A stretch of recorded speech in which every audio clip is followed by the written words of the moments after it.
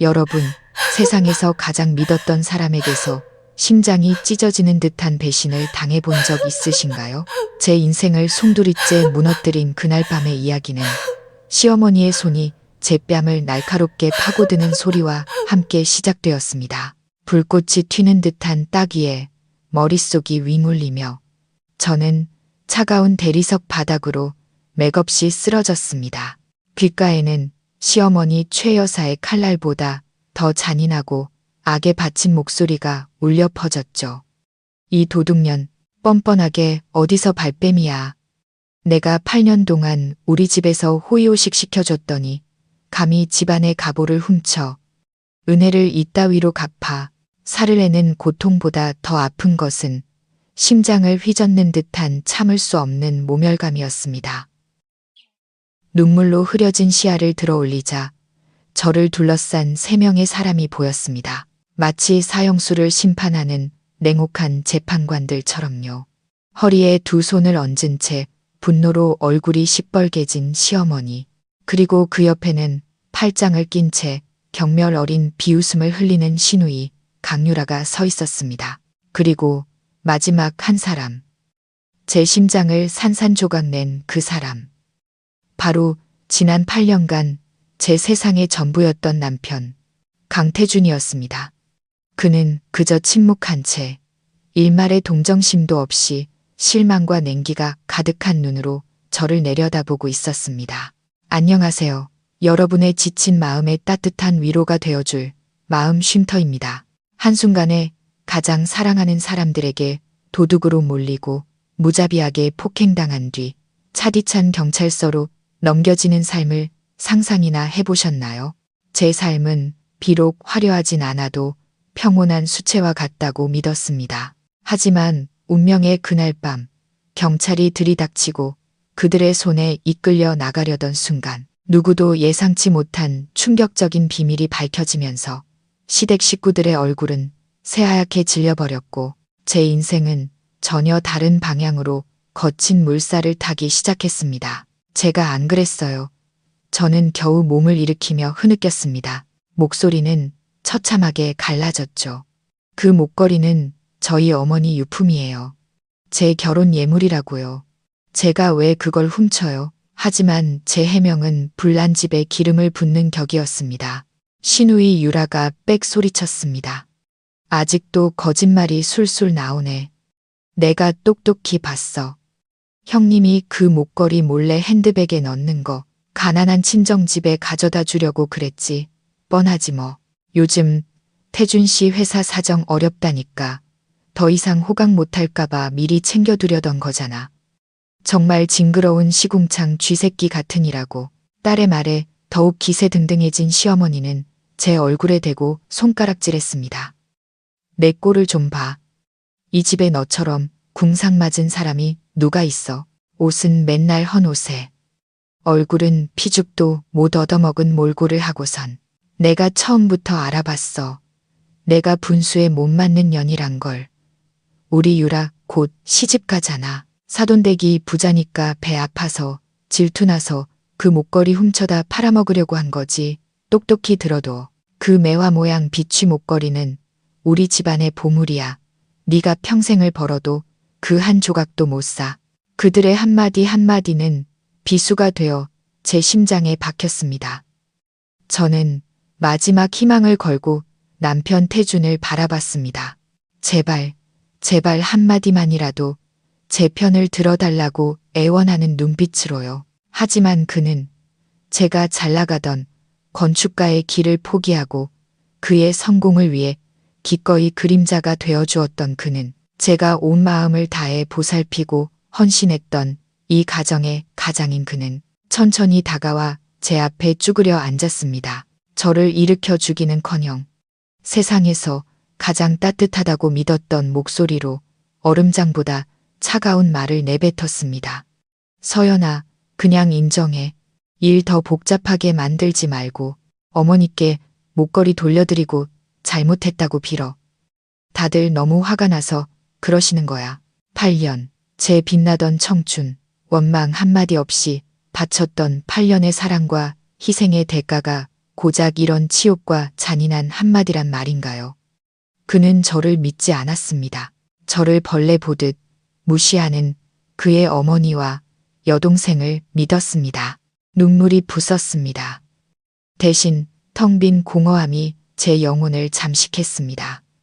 저는 웃었습니다. 우는 것보다 더 비참하게 일그러진 미소였죠. 당신도 내가 도둑이라고 생각해? 태주는 제 시선을 피하며 자리에서 일어났습니다. 그의 목소리에는 짜증이 가득했죠. 말 길게 하기 싫다.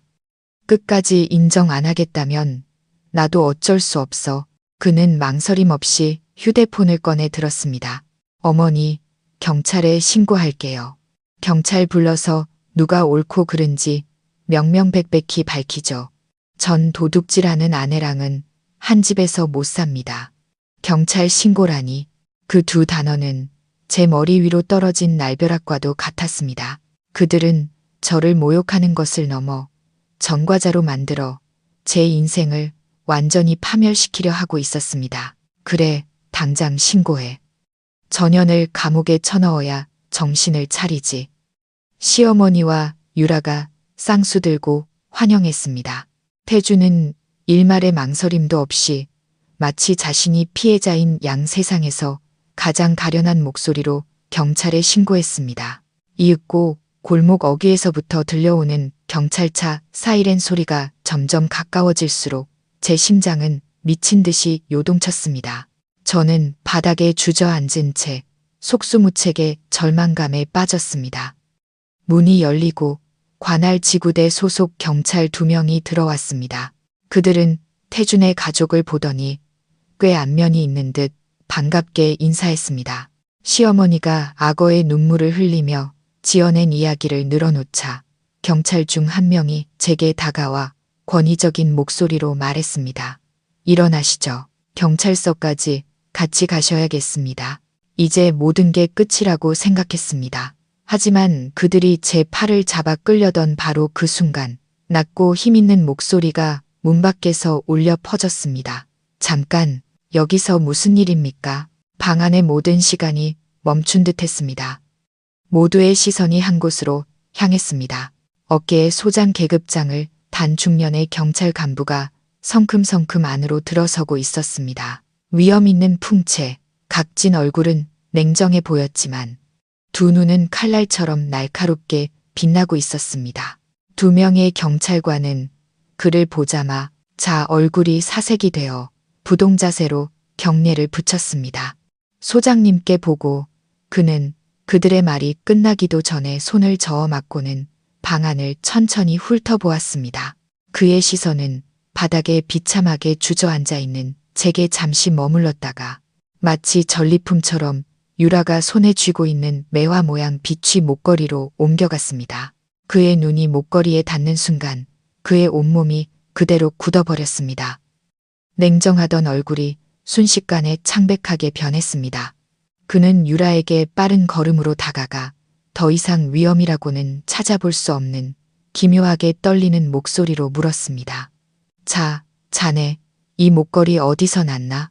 그리고는 그녀의 대답을 기다릴 새도 없이 제게로 고개를 돌렸습니다. 그의 눈빛은 제 얼굴의 모든 것을 꿰뚫어 볼 듯이 마치 무언가 익숙한 흔적을 찾는 것처럼 저를 뚫어지게 응시했습니다. 모두가 어리둥절해하는 가운데 그 위험 있던 소장은 떨리는 손으로 황급히 휴대폰을 꺼냈습니다. 그는 번호를 누르고 전화를 귀에 댔습니다.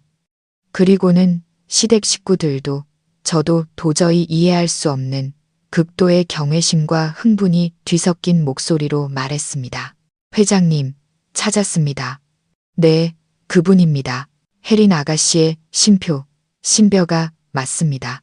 제 인생의 이야기는 이제부터 시작입니다.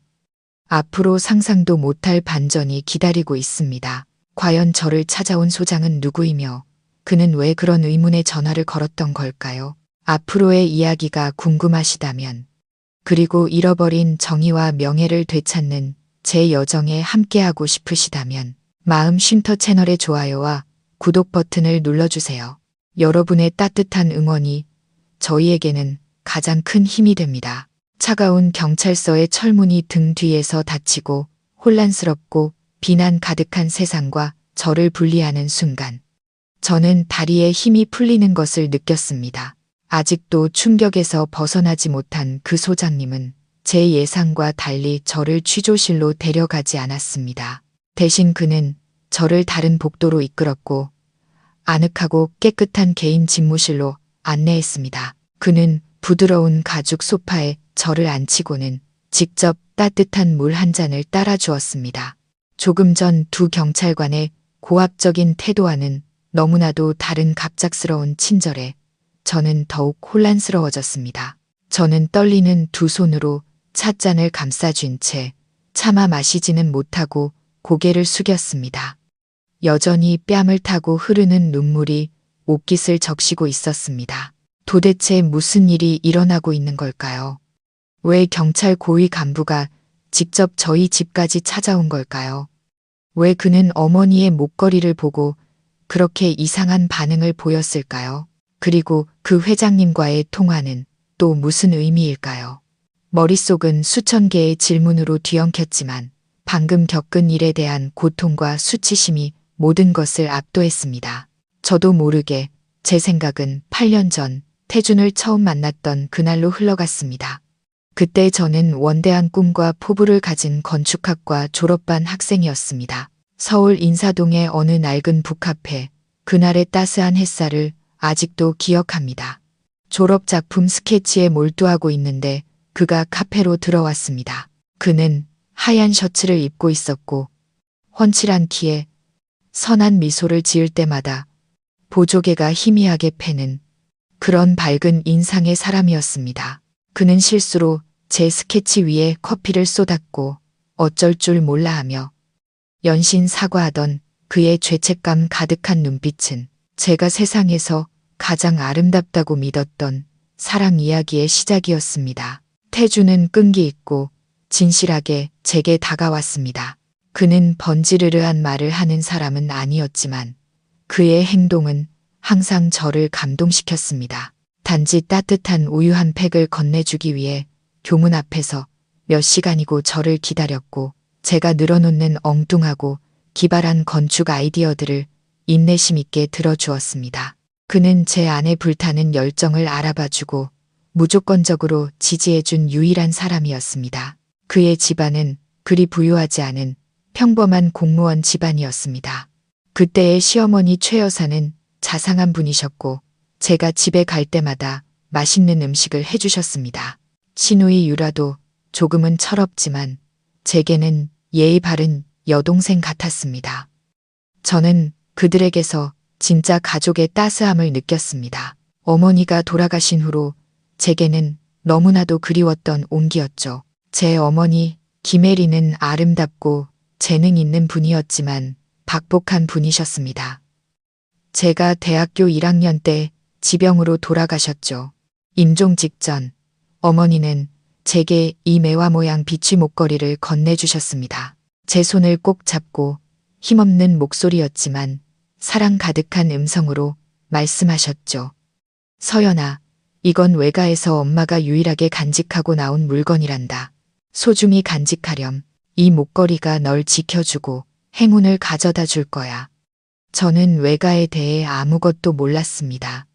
물어볼 때마다 어머니는 슬픈 표정으로 고개를 저으실 뿐이었죠.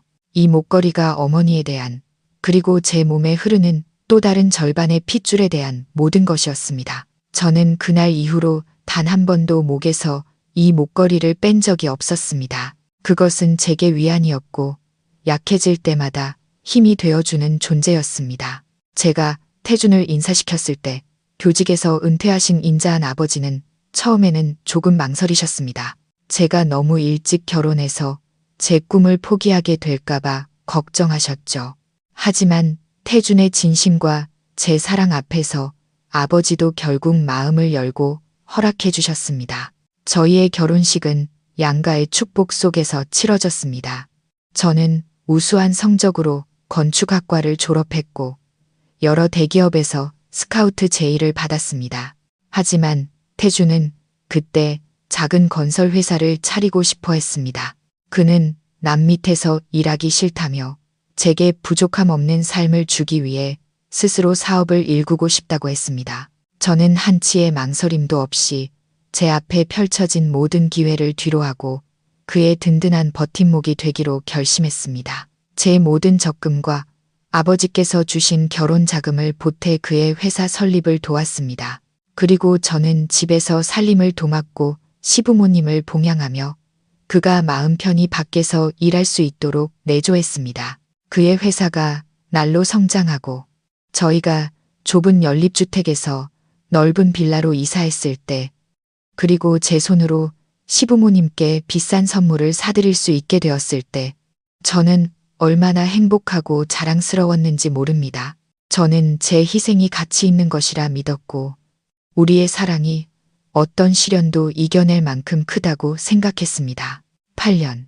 기나긴 8년 동안 저는 그의 그림자처럼 살았습니다.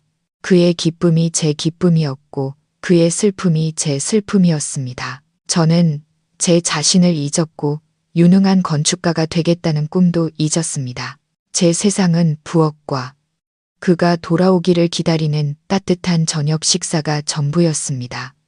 그런데 부드러운 노크 소리가 저를 고통스러운 기억의 강에서 건져냈습니다. 소장님이 뜨거운 김이 나는 식판을 들고 들어오셨습니다.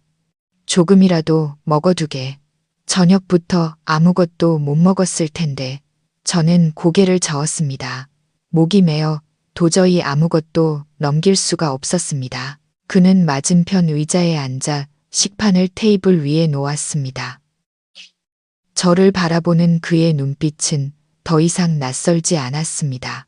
그 안에는 안타까움과 아주 오랜만에 느껴보는 따뜻한 애정이 담겨 있었습니다. 자네 이름이 박서연이 맞나? 그가 조금은 불확실한 목소리로 물었습니다. 저는 깜짝 놀랐습니다. 박서연, 그 이름은 어머니가 살아계실 때 부르시던 이름이었습니다.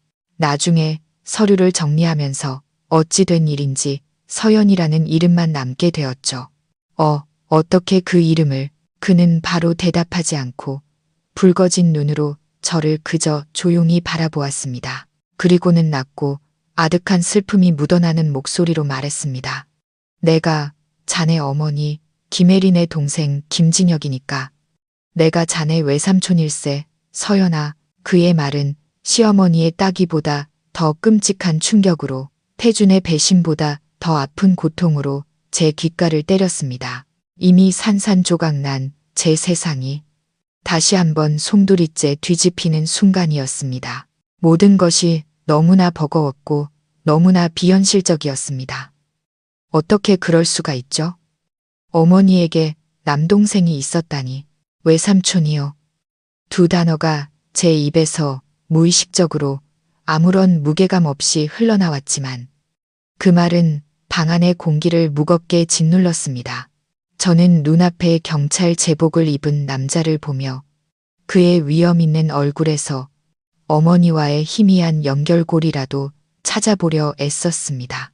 하지만 아무것도 보이지 않았습니다. 제가 아는 어머니는 인자한 아버지와 비취 목걸이만을 남긴 채 저를 홀로 두고 떠난 분이었습니다. 어머니는 단 한 번도 자신의 가족, 형제, 외가라는 곳에 대해 말씀하신 적이 없었습니다. 제게 어머니의 세상은 미스터리로 가득한 빈 공간, 앞부분이 모두 뜯겨나간 책과도 같았습니다.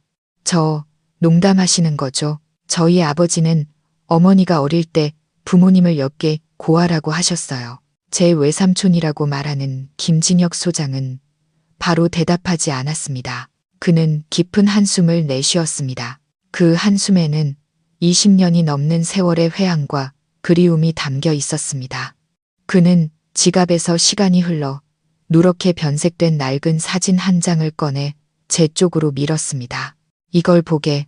그러면 아마 이해할 수 있을 걸세.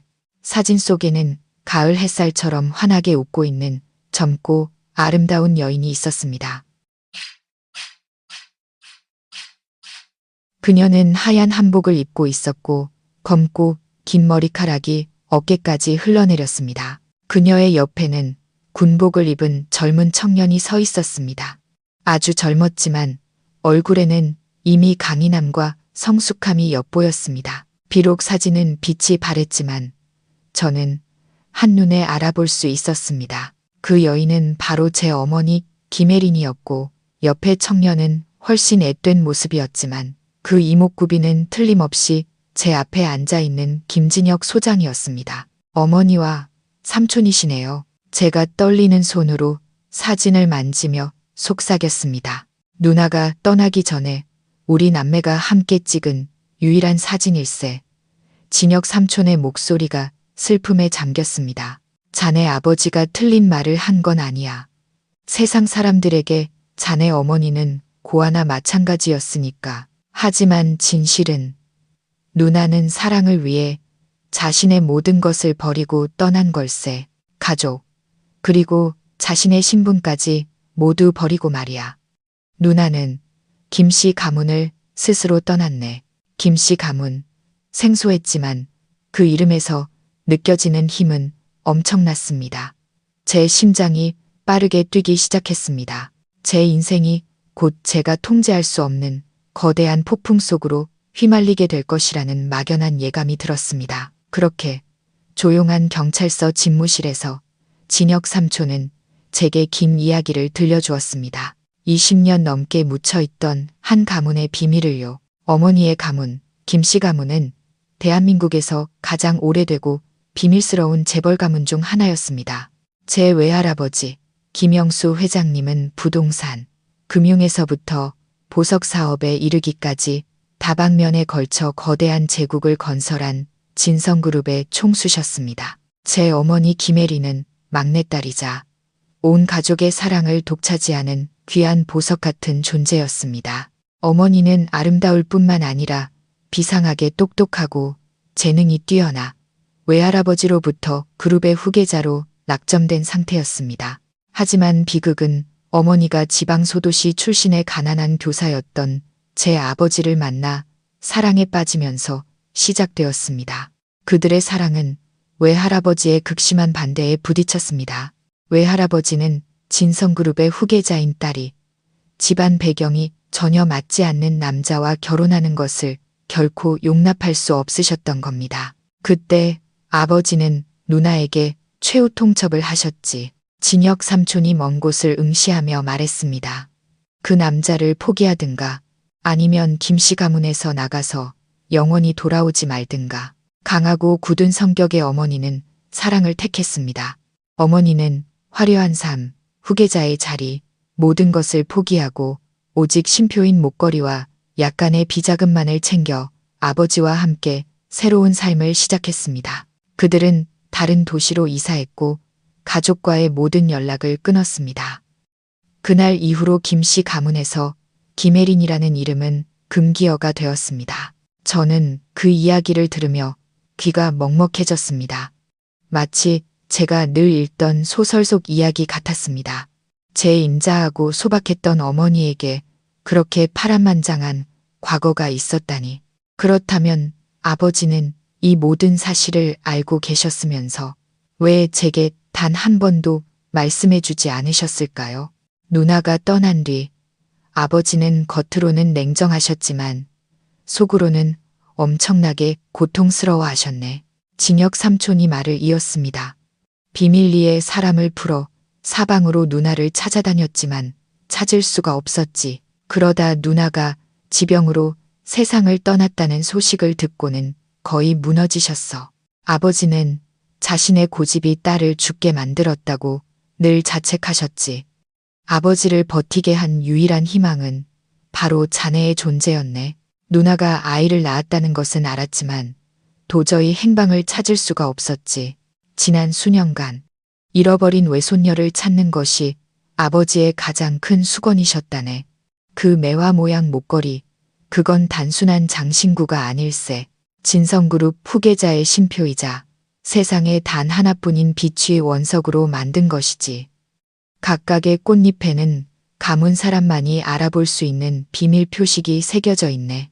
오늘 오후 자네 시누이 손에 들린 그 목걸이를 보는 순간 내가 자네를 찾았다는 것을 직감했지. 이야기는 끝났지만 저는 극심한 충격에 휩싸여 있었습니다.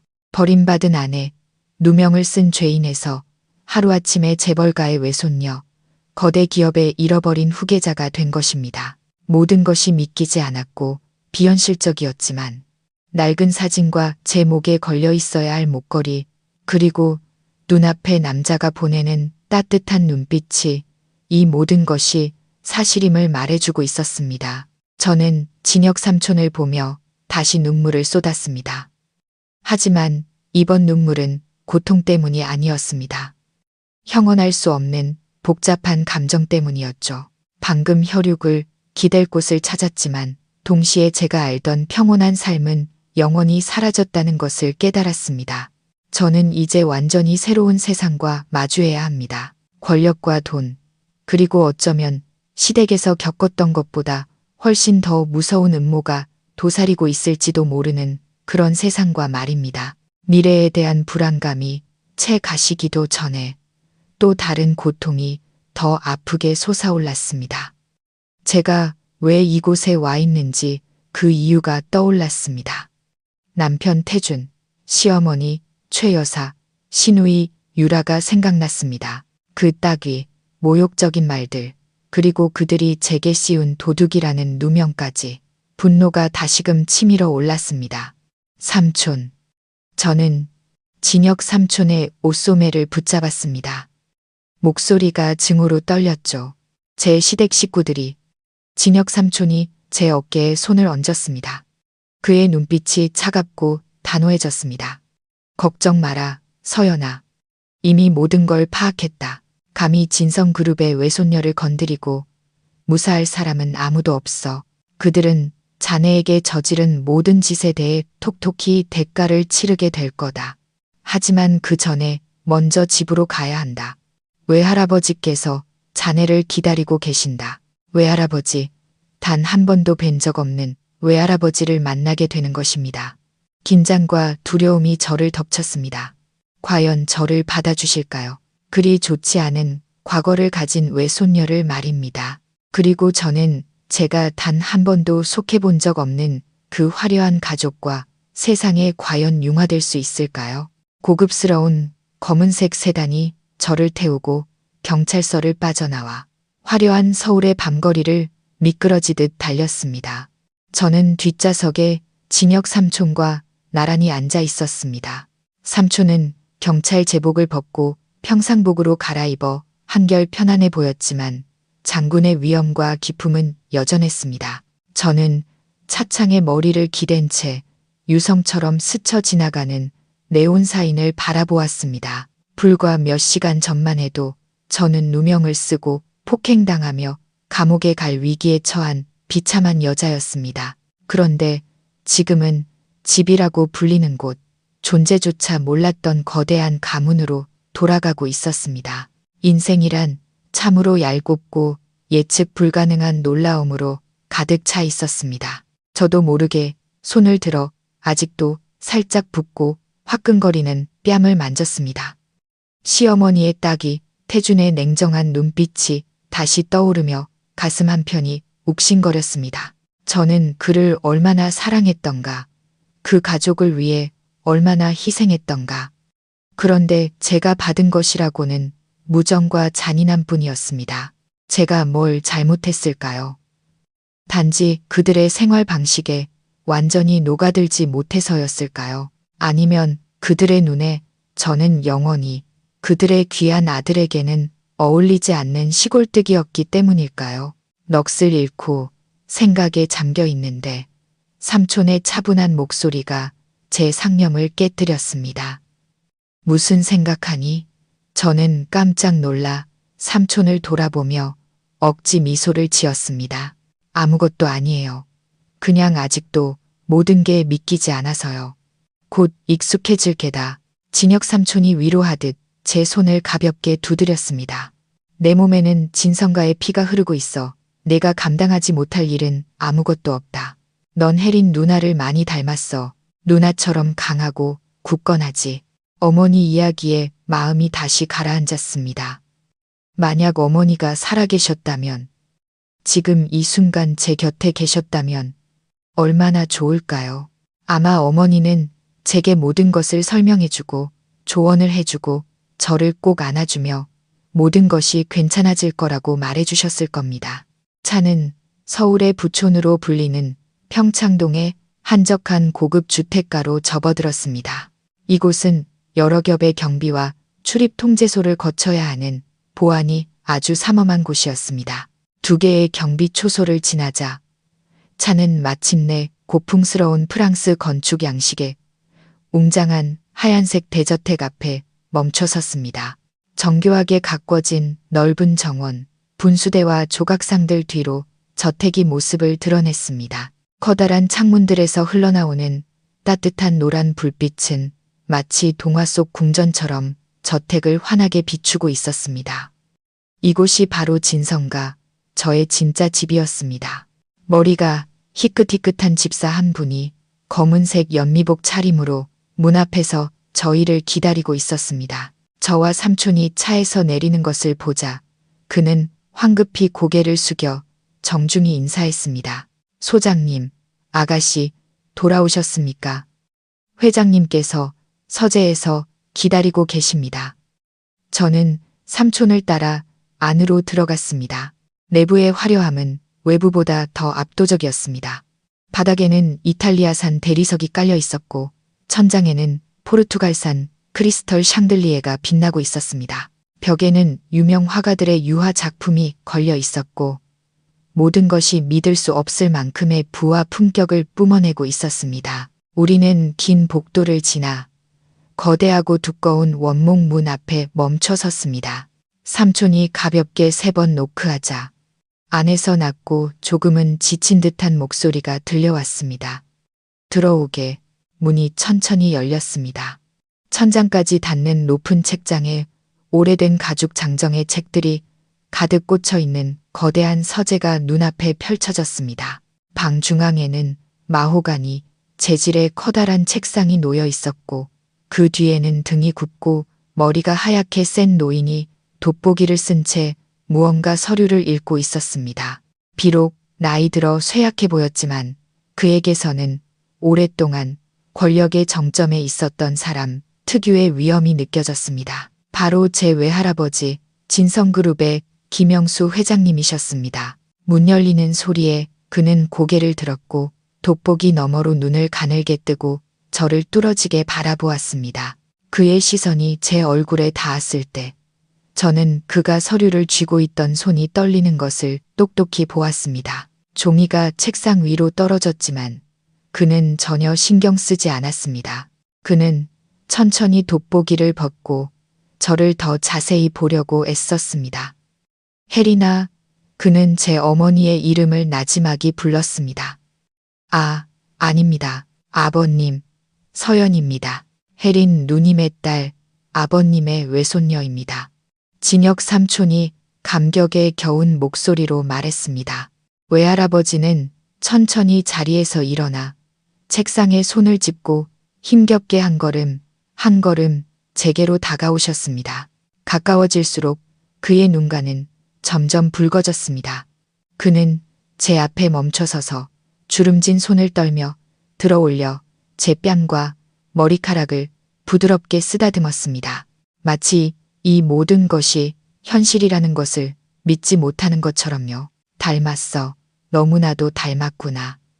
내 어미 젊었을 때랑 판박이야. 눈물이 그의 주름진 얼굴을 타고 흘러내렸습니다. 그는 저를 힘껏 그리고 아주 따뜻하게 끌어안았습니다. 내 손녀야. 드디어 돌아왔구나. 할아비가 미안하다. 정말 미안하다. 저는 할아버지의 품에 안겨 가만히 있었습니다. 인생의 황혼기에 접어든 한 남자의 떨림을 수십 년간 억눌러온 회한과 사랑을 느끼며 저 역시 참았던 눈물을 터뜨리고 말았습니다. 태어나서 처음으로 저는 외조부모의 사랑이 어떤 것인지 느낄 수 있었습니다. 그날 밤 저는 오랫동안 서재에 머물며 외할아버지와 삼촌에게서 어머니와 가문에 대한 이야기에 나머지 조각들을 들었습니다. 저는 시어머니 최 여사가 과거에 진성가에서 일했던 가정부였다는 사실을 알게 되었습니다. 그녀는 제 어머니의 화려한 삶을 곁에서 지켜보았고 아마 그때부터 그녀의 마음속에 질투와 시기심이 싹댐을 겁니다. 그녀는 제 어머니의 신분을 알면서도 모른 척했고 아마도 저를 더 쉽게 조종하고 억압하기 위해 그랬을 겁니다. 그녀가 제게 훔쳤다고 누명을 씌운 그 목걸이, 사실 그녀는 그 가치를, 그것이 진성가의 신표라는 것을 똑똑히 알고 있었습니다. 그녀는 단지 물질적 가치 때문에 그것을 빼앗으려 한 것이 아니라 저와 제 가문을 잇는 마지막 연결고리마저 끊어버리고 싶었던 것입니다. 참으로 악랄하고 치밀하게 계산된 음모였습니다. 제 마음속에 증오가 다시금 차올랐습니다. 그녀는 제 결혼 생활을 망가뜨렸을 뿐만 아니라 제 과거와 미래까지 모두 훔치려 했습니다. 하지만 저는 더 이상 두렵지 않았습니다. 저는 제 곁에 있는 외할아버지와 진혁 삼촌을 보았습니다. 저는 더 이상 혼자가 아니라는 것을 알았습니다. 이 싸움에서 저는 반드시 모든 것을 되찾을 것입니다. 제 자신의 명예뿐만 아니라 돌아가신 어머니를 위한 정의까지도요. 복수를 위한 계획이 제 머릿속에서 구체화되기 시작했습니다. 저는 시댁 식구들의 가면을 벗기는 것에서 그치지 않을 겁니다. 그들이 제게 그랬던 것처럼 모든 것을 잃는 기분이 어떤 것인지 똑똑히 느끼게 해줄 겁니다. 그리고 그 계획의 첫 단계는 그들이 스스로 파놓은 함정 속으로 더 깊이 빠져들게 만드는 것이었습니다. 하지만 어떻게 저는 이곳에 있고 그들은 밖에서 저를 감옥에 보냈다고 생각하며 승리에 도취해 있을 텐데 말입니다. 다음 날 아침 저는 낯선 방에서 눈을 떴지만 이상하게도 마음은 평온했습니다. 그곳은 어머니가 쓰시던 방이었습니다. 모든 것이 거의 완벽하게 보존되어 있었죠. 아침 햇살이 커다란 창문을 통해 스며들어와 정교한 체리목 가구들을 비추고 있었습니다. 저는 발코니로 나가 아래로 펼쳐진 푸른 정원의 신선한 공기를 깊이 들이마셨습니다. 이렇게 평화로운 아침을 맞이한 것이 얼마만인지 더 이상 새벽같이 일어나 아침 식사를 준비할 필요도 잔소리를 들을 필요도 없었습니다.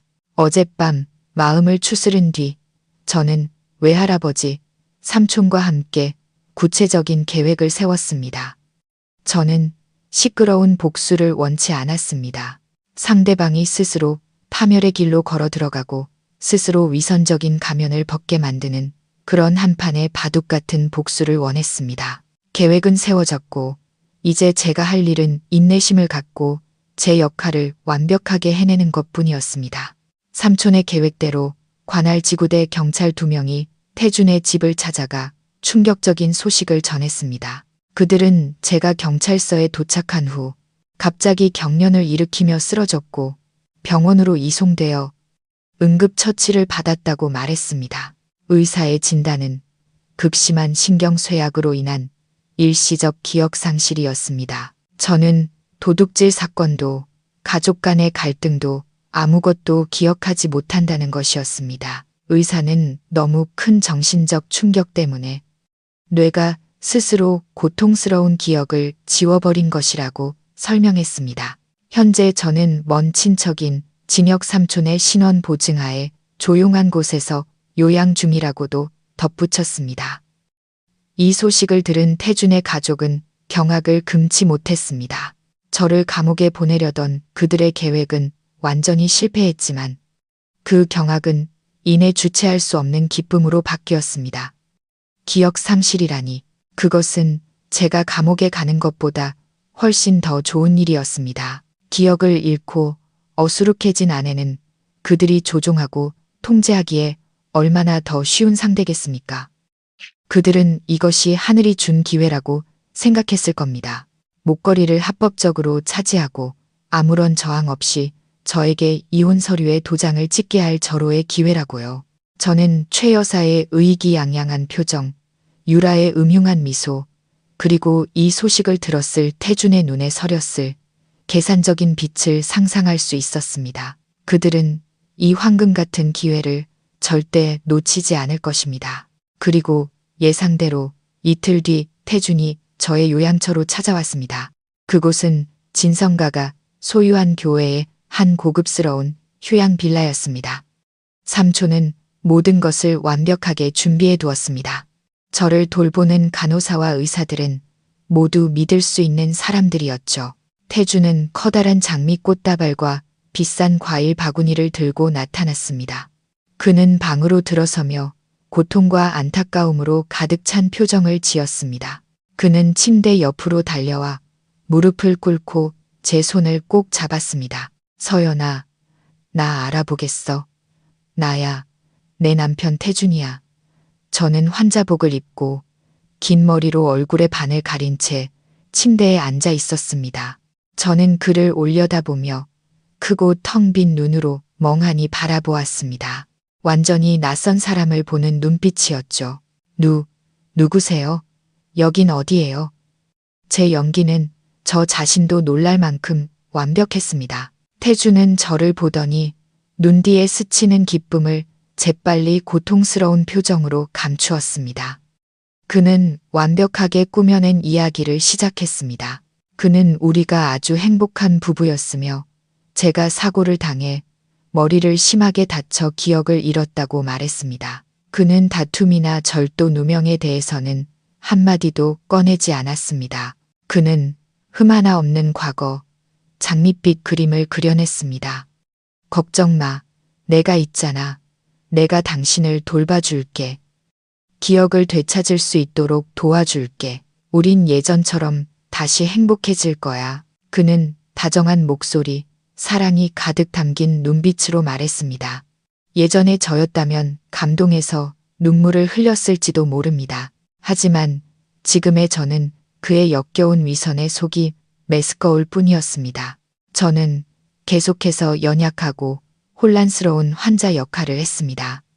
저는 그의 보살핌 앞에서 두려워하고 움츠러드는 모습을 보였습니다. 그가 제 몸에 손을 댈 때마다 저는 살짝 몸을 떨며 뒤로 물러났습니다.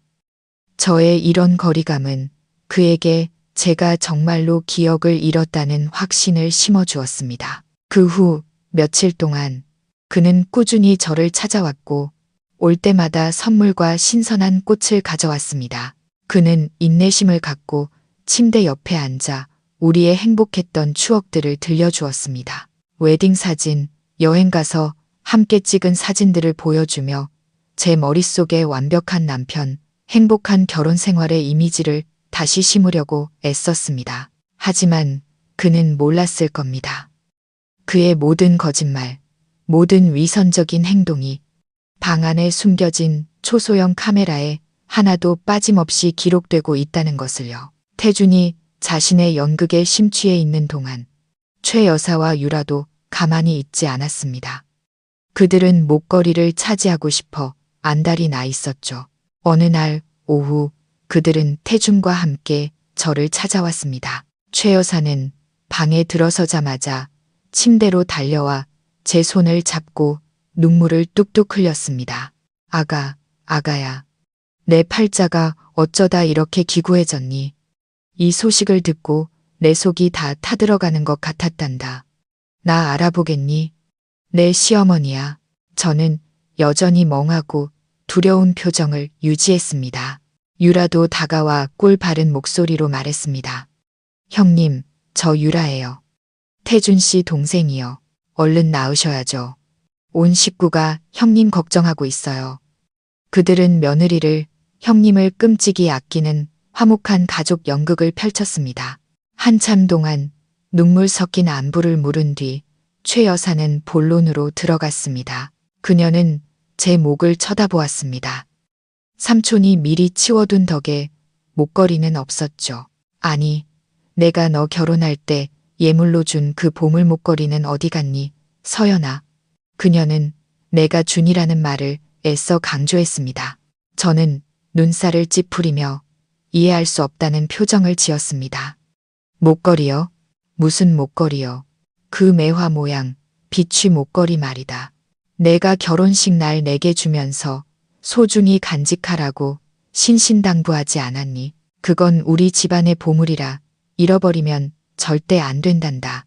그녀는 걱정스러운 목소리로 말했습니다. 태준도 거들었습니다. 맞아, 서연아. 어디에 뒀는지 잘 생각해봐. 그건 우리 가족에게 정말 중요한 물건이야.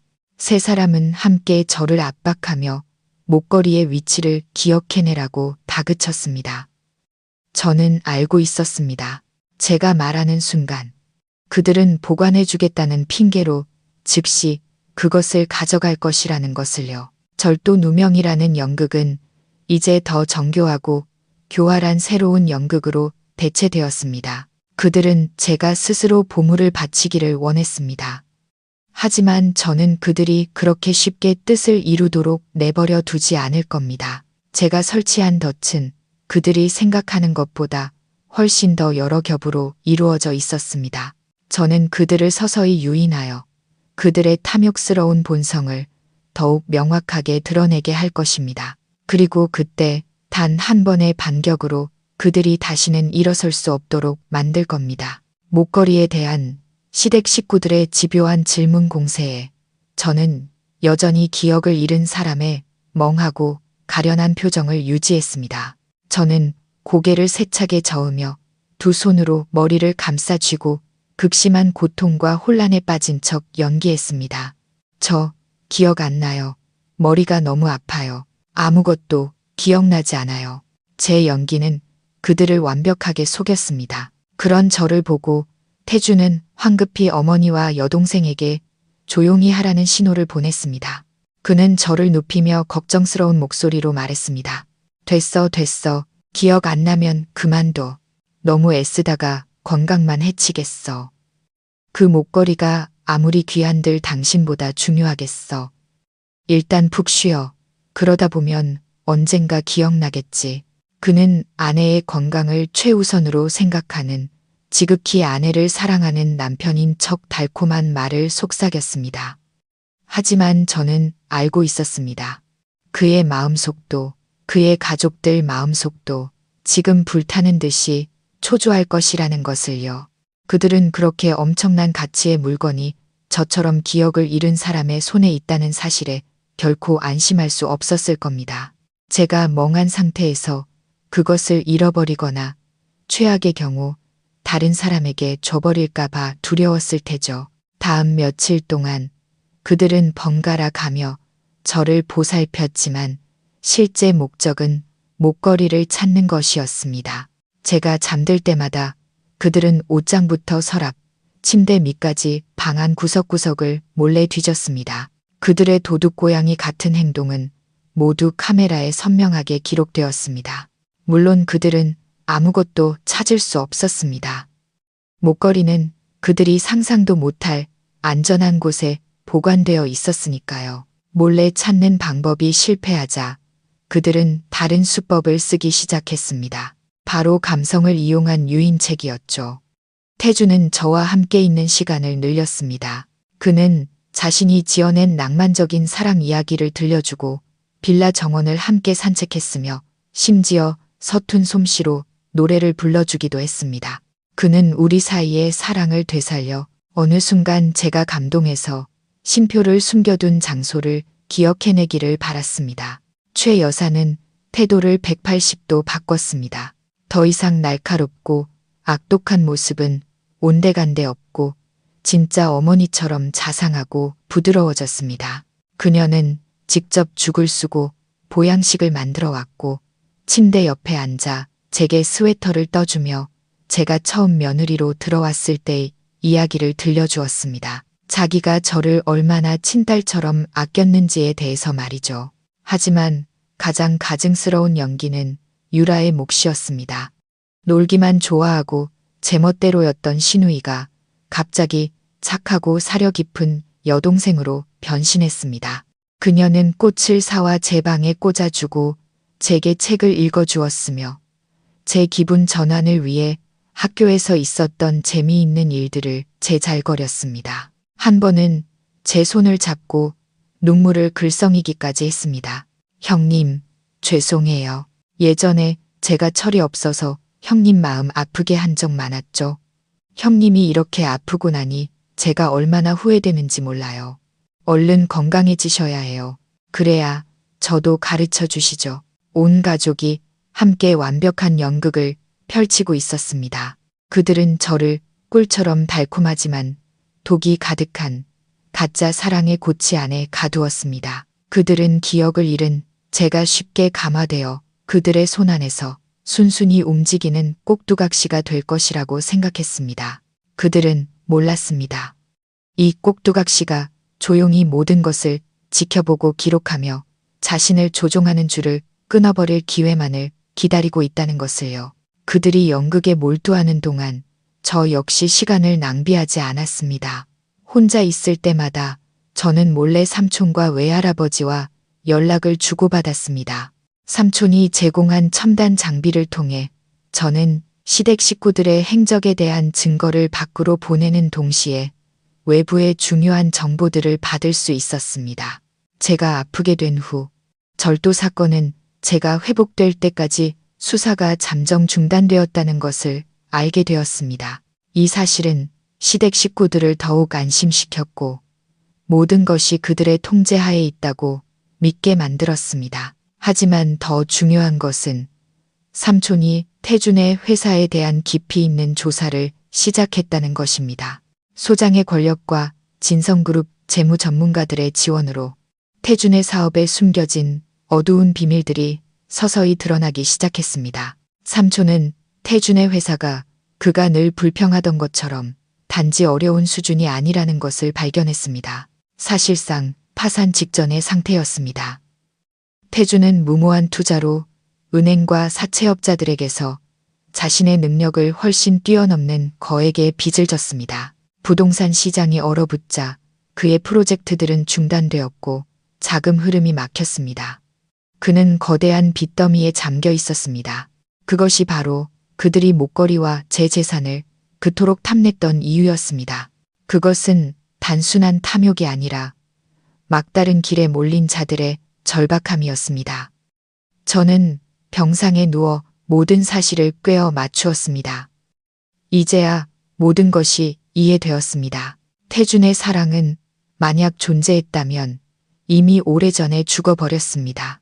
그가 제게서 원했던 것은 감정이 아니라 자신과 자신의 가족을 구원해줄 구명보트이자 그들이 마음껏 파낼 수 있는 금광이었습니다. 지난 8년간 그는 좋은 남편, 성공한 사업가인 척 연기했지만 실제로는 제 희생으로 쌓아올린 화려한 겉모습 뒤에 자신의 실패를 감추려 했던 무능하고 탐욕스러운 사람일 뿐이었습니다. 배신감은 이제 단순한 실망을 넘어 비열하게 계산된 사기극에 대한 혐오감으로 변했습니다. 저는 인간의 탈을 쓴 악마를 사랑했고 이제는 제 손으로 그 가면을 벗겨내야만 했습니다. 이제 연극을 새로운 클라이맥스로 이끌 때가 왔다는 것을 알았습니다. 저는 언제까지나 기억상실인 척할 수만은 없었습니다. 그들에게 약간의 희망, 즉 큰 물고기가 낚싯바늘을 물게 할 맛있는 미끼를 던져줘야 했습니다. 저는 몇 가지를 기억해내기로 결심했습니다. 최 여사와 유라가 다녀간 지 일주일 후 저는 회복의 조짐을 보이기 시작했습니다. 저는 더 이상 그들이 다가올 때마다 두려워하거나 공황 상태에 빠지지 않았습니다. 때로는 멍하니 아주 더듬거리며 태준 씨, 어머니 하고 그들의 이름을 불렀습니다. 이 작은 변화는 그들의 마음속에 커다란 희망의 불씨를 지폈습니다. 그들은 자신들의 정성스러운 보살핌이 효과를 보았다고, 제가 서서히 기억을 되찾고 있다고 믿었습니다. 태준이 가장 기뻐했습니다. 그는 더욱더 모범적인 남편 연기에 힘썼습니다. 그는 오래된 앨범을 많이 가져와 제 옆에 몇 시간이고 앉아 사진 속 인물들을 하나하나 가리키며 지난 이야기들을 들려주었습니다. 이분이 어머니야, 기억나. 어머니가 당신을 얼마나 예뻐하셨는데. 그리고 이건 유라, 내 동생. 유라가 당신을 참 잘 따랐지. 그는 제 머릿속에 완벽한 시댁이라는 가짜 기억을 주입하려 애썼습니다. 그리고 제가 기다리던 그날이 왔습니다. 그날 태준이 우리 부부가 강원도 여행 갔을 때 찍은 사진들을 보여주고 있을 때 저는 갑자기 미간을 찌푸리며 관자놀이를 문질렀습니다. 아주 고통스러운 표정이었죠. 왜 그래? 또 머리 아파? 태준이 걱정하며 물었습니다. 저는 대답 없이 눈을 감고 의미 없는 단어들을 중얼거렸습니다. 산, 절, 상자. 태준은 몸이 굳었습니다. 그는 제 귓가에 바싹 다가와 다급한 목소리로 물었습니다. 뭐라고? 무슨 산? 어떤 절? 상자라니? 저는 천천히 눈을 떴습니다. 몽롱하고 흐릿한 눈으로 그를 바라보았죠. 모르겠어요. 그냥 산 위에 있는 절이랑 빨간 나무 상자가 보여요. 저는 다시 머리를 감싸쥐고 신음했습니다. 아파요. 더 이상 생각이 안 나요. 제 연극은 대성공이었습니다. 비록 제가 던진 정보는 단편적이고 앞뒤가 맞지 않았지만 애타게 무언가를 찾고 있던 태준에게는 그것만으로도 엄청난 단서였습니다. 그는 황급히 저를 눕히고 쉬라고 다독였지만 저는 그의 눈에서 계산과 환희의 빛이 번뜩이는 것을 똑똑히 보았습니다. 그는 목걸이가 어느 산 위에 있는 절, 빨간 나무 상자 안에 보관되어 있다고 믿었습니다. 그날 오후 제가 깊이 잠든 것을 확인한 후 태준은 서둘러 떠났습니다. 저는 문틈으로 몰래 엿보았습니다. 그는 누군가에게 아주 급한 목소리로 전화를 걸고 있었습니다. 저는 그가 가족에게 이 소식을 알리고 있으며 그들이 곧 대규모 보물찾기를 시작할 것이라는 것을 알았습니다. 아니나 다를까. 다음 날 저는 최 여사와 유라가 병문안 와서 나누는 대화를 엿들었습니다. 그들은 태준이 사람을 시켜 설악산, 오대산, 심지어 강원도의 모든 사찰을 뒤지고 있다고 속삭였습니다. 그들은 적지 않은 시간과 돈을 들여 절 구석구석을 뒤지고 스님들에게 물어봤지만 결과는 허탕이었습니다. 실패는 그들을 점점 더 초조하고 짜증나게 만들었습니다. 저에 대한 그들의 태도도 점차 변했습니다. 더 이상 인내심을 갖고 달래지 않고 거칠게 다그치기 시작했습니다. 정신 똑바로 차리고 기억해봐. 절 말고 또 다른 건 뭐 없어. 그 상자 어디다 둔 거냐고. 최 여사가 제 어깨를 거세게 흔들었습니다. 그녀의 목소리는 원래의 날카로움을 되찾았습니다. 저는 여전히 겁에 질려오는 연약한 환자 역할을 완벽하게 해냈습니다. 몰라요. 무서워요. 제게서 더 이상 정보를 캐낼 수 없다고 판단하자. 그들은 다시 상냥한 가면을 썼습니다. 하지만 저는 그들의 인내심이 한계에 다다랐다는 것을 알았습니다. 그들은 먹잇감을 둘러싼 굶주린 맹수처럼 기회만 되면 저를 갈기갈기 찢어버릴 준비가 되어 있었습니다. 그들이 헛된 희망을 피우며 동분서주하는 동안 밖에서는 삼촌과 외할아버지의 사람들이 쉴 새 없이 움직이고 있었습니다. 그들은 태준의 회사가 저지른 분식회계, 탈세, 그리고 다른 협력업체들의 자산을 편취한 사기 행각에 대한 충분한 증거를 확보했습니다. 그의 거대한 사채 빚도 드러났습니다. 알고 보니 태준은 무능할 뿐만 아니라 도박에 빠져 엄청난 돈을 탕진한 중독자이기도 했습니다. 그는 지금 은행과 조폭 양쪽에서 쫓기고 있었습니다. 그는 정말로 막다른 길에 몰려 있었습니다. 이제 결정타를 날릴 시간이었습니다. 그들이 다시는 일어설 수 없게 만들 치명적인 한 방을요. 저는 목걸이를 숨긴 장소를 기억해내기로 결심했습니다. 하지만 그 장소는 절이 아니라 완벽하게 준비된 덫이 될 것이었습니다.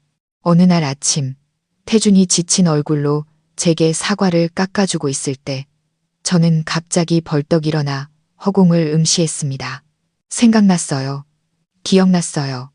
제 목소리는 공포에 질려 있었습니다. 태준은 깜짝 놀라 칼과 사과를 내던졌습니다. 뭐가 생각났는데 목걸이, 그 상자, 절에 있지 않아요. 저는 숨을 헐떡이며 말을 이었습니다. 시골에 있는 우리 옛날 집 창고, 거기에 있어요. 시골의 낡은 창고. 그곳은 인적이 드물고 외진 곳, 계획을 실행하기에 완벽한 장소였습니다. 태준의 눈이 환하게 빛났습니다. 그는 제 양어깨를 잡고 거세게 흔들었습니다. 정말이야. 확실해. 네, 확실해요. 밑집 더미 아래에 있는 낡은 항아리 안에 숨겼어요.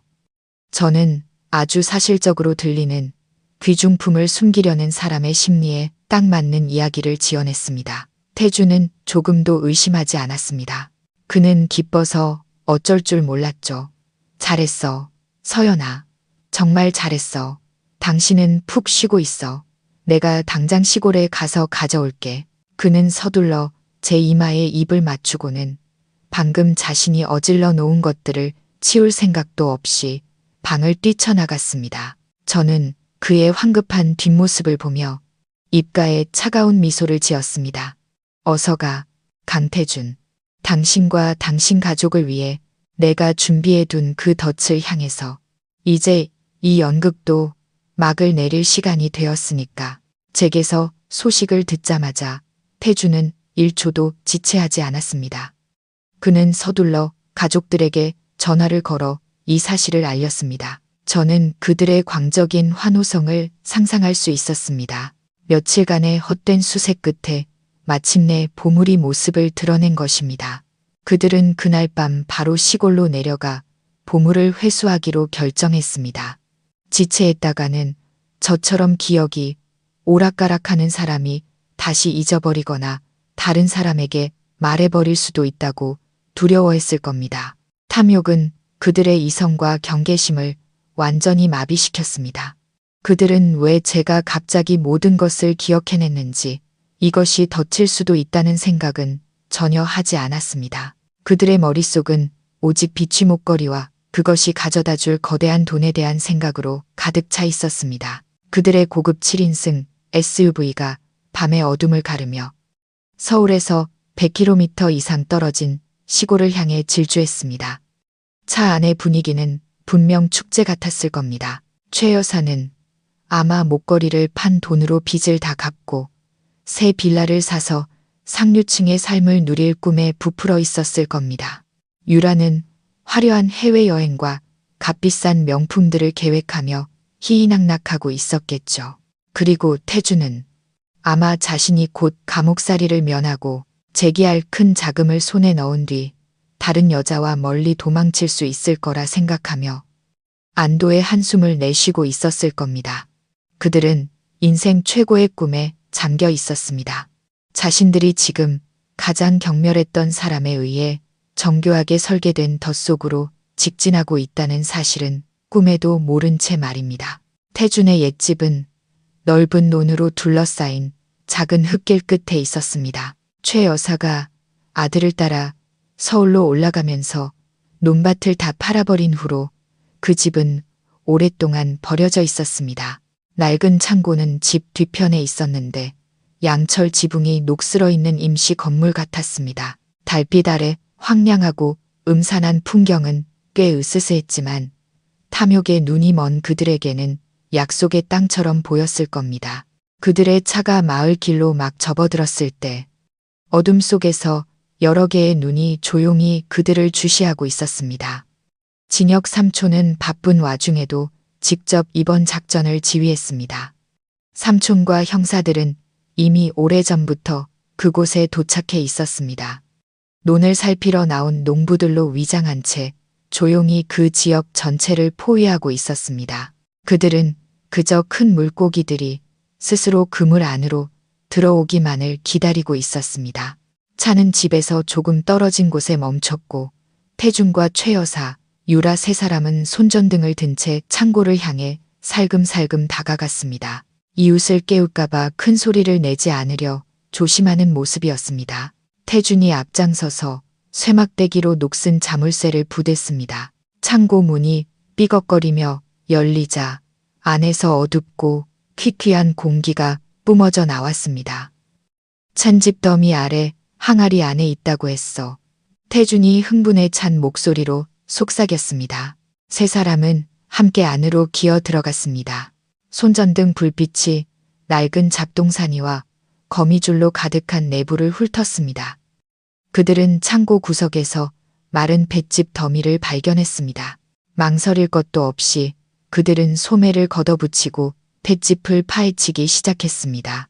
볏짚 먼지가 자욱하게 피어올라 기침이 터져 나왔지만 아무도 신경 쓰지 않았습니다. 그들의 머릿속에는 오직 단 하나의 목표만이 있었습니다. 찾았다. 여기 있어.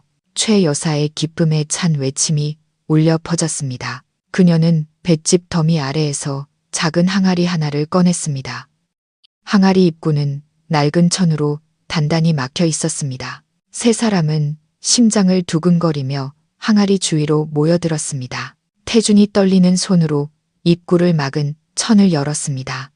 그는 손전등으로 안을 비추었습니다. 짙은 붉은색의 나무 상자가 항아리 바닥에 놓여 있었습니다. 맞아, 그 빨간 나무 상자가 맞아. 유라가 환호했습니다. 태준은 서둘러 손을 넣어 상자를 꺼냈습니다. 꽤 정교하게 조각된 상자였습니다. 그는 조심스럽게 상자 뚜껑을 열었습니다. 하지만 안에는 목걸이가 없었습니다. 작게 접힌 쪽지 한 장만이 덩그러니 놓여 있었습니다. 태준은 멍하니 쪽지를 집어 펼쳤습니다. 희미한 손전등 불빛 아래 손으로 쓴 글씨 한 줄이 선명하게 나타났습니다. 연극의 마지막 장에 오신 것을 환영합니다. 바로 그 순간 창고 문이 쾅 소리를 내며 닫혔습니다. 외부의 빛이 완전히 차단되면서 세 사람은 칠흑 같은 어둠 속에 갇혔습니다. 뭐야? 유라가 날카롭게 비명을 질렀습니다. 누구세요? 최 여사도 떨었습니다. 태준은 황급히 문 쪽으로 손전등을 비추었습니다. 누군가 밖에서 문을 걸어 잠근 것이었습니다. 그들은 갇혔습니다. 그때 밖에서 여러 개의 강력한 서치라이트가 동시에 켜지며 양철 벽의 틈새를 통해 창고 안을 환하게 비추었습니다. 세 사람은 눈이 부셔 비명을 질렀습니다. 이어서 확성기를 통해 위험있고 단호한 목소리가 울려 퍼졌습니다. 안에 있는 사람들은 모두 포위됐다. 저항하지 말고 무기를 버리고 나와서 투항하라.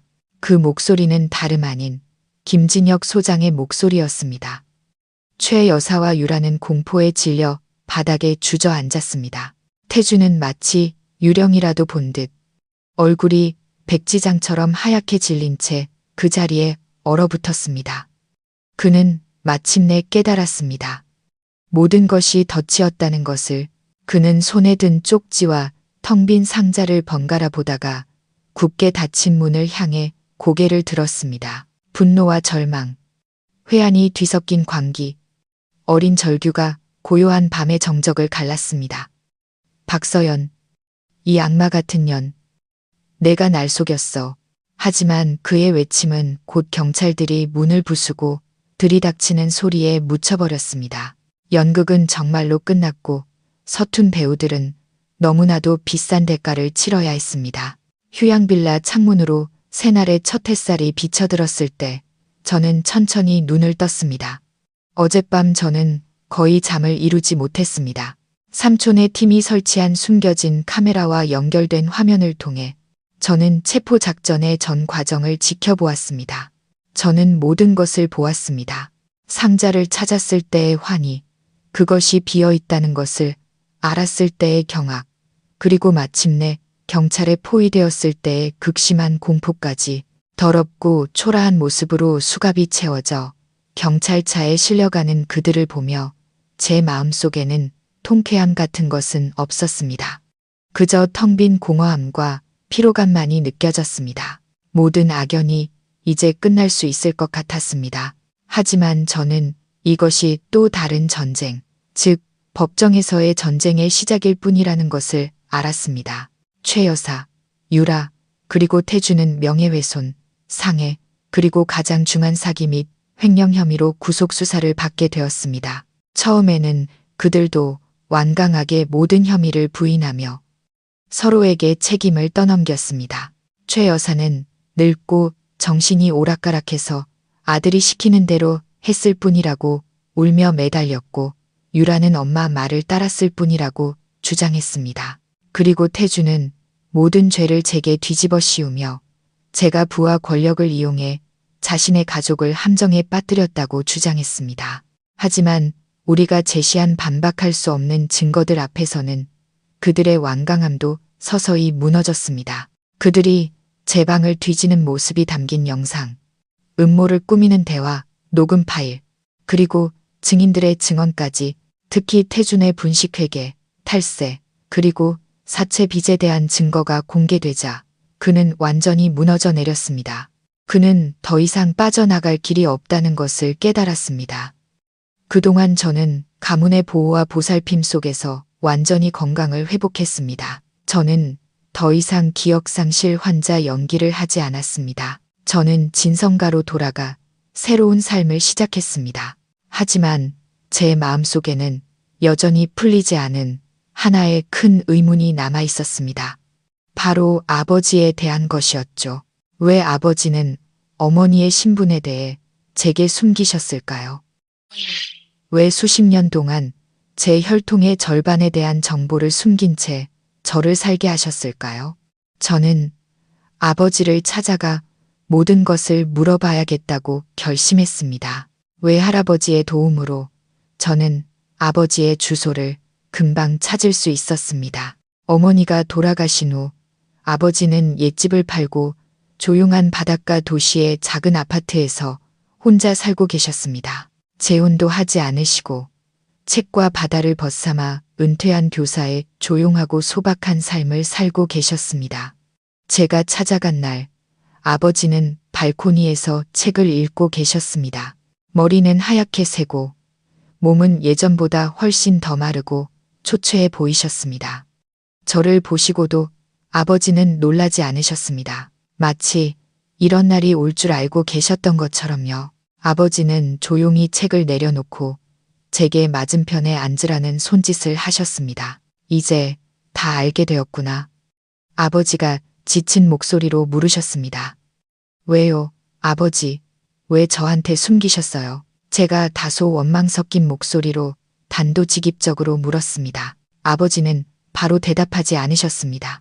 그는 아득한 기억을 더듬는 듯 먼 바다를 바라보셨습니다. 그건 내 어머니와의 약속이었단다, 서연아.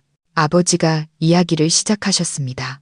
내 어머니는 돌아가시기 전에 내게 진성가에 대해 절대 내게 말하지 않겠다고 맹세하게 했어. 너를 음모와 계산으로 가득 찬 복잡한 세상에 끌어들이고 싶지 않아 했지. 그저 네가 다른 평범한 사람들처럼 조용하고 소박한 삶을 살기를 바랐단다. 저는 할 말을 잃었습니다. 그것이 어머니의 유언이었다니.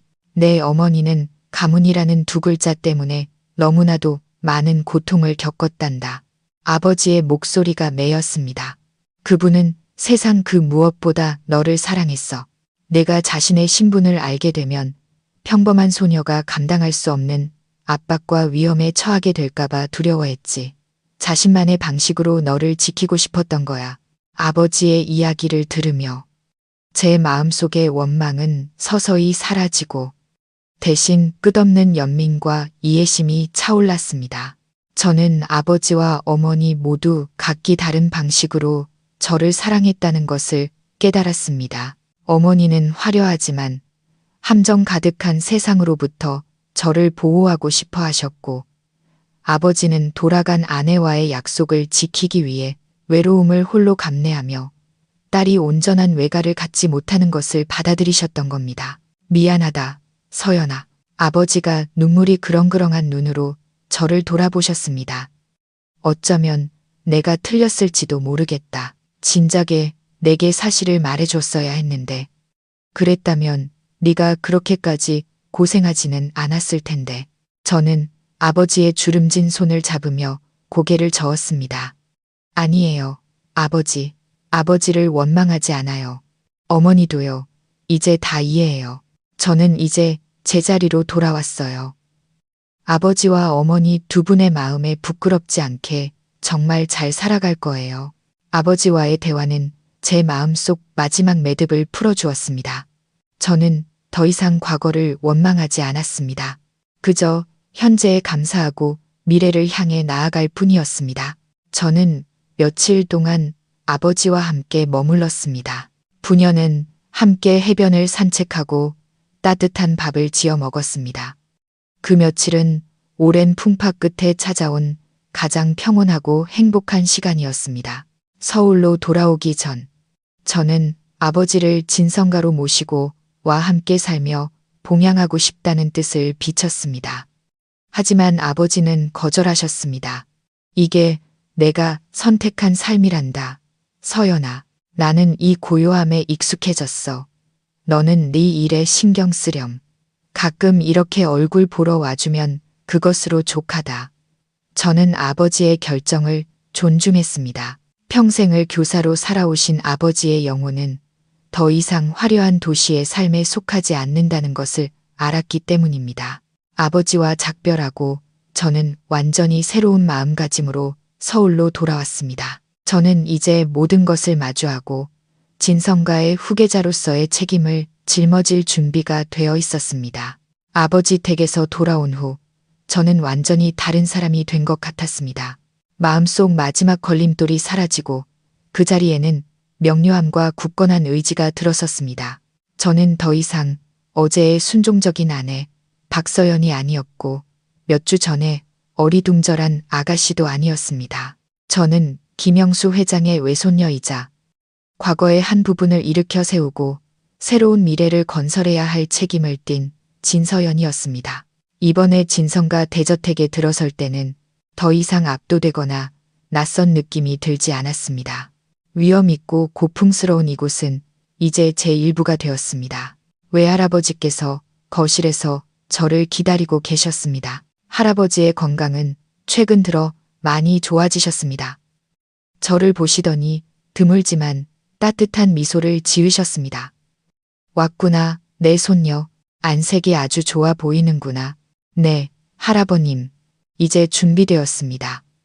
저는 조금의 망설임도 없이 할아버지의 눈을 똑바로 바라보며 단호하게 대답했습니다. 무슨 준비 말이냐? 할아버지가 궁금하다는 듯 눈썹을 치켜 세우셨습니다. 배우고 책임지고 그리고 제 몸 안에 혜린 어머니와 진성가의 피가 여전히 힘차게 흐르고 있다는 것을 증명할 준비가 되었습니다. 외할아버지는 한참 동안 저를 바라보셨습니다. 그의 눈에는 만족감과 자부심이 어렸습니다. 그는 크게 웃으셨습니다.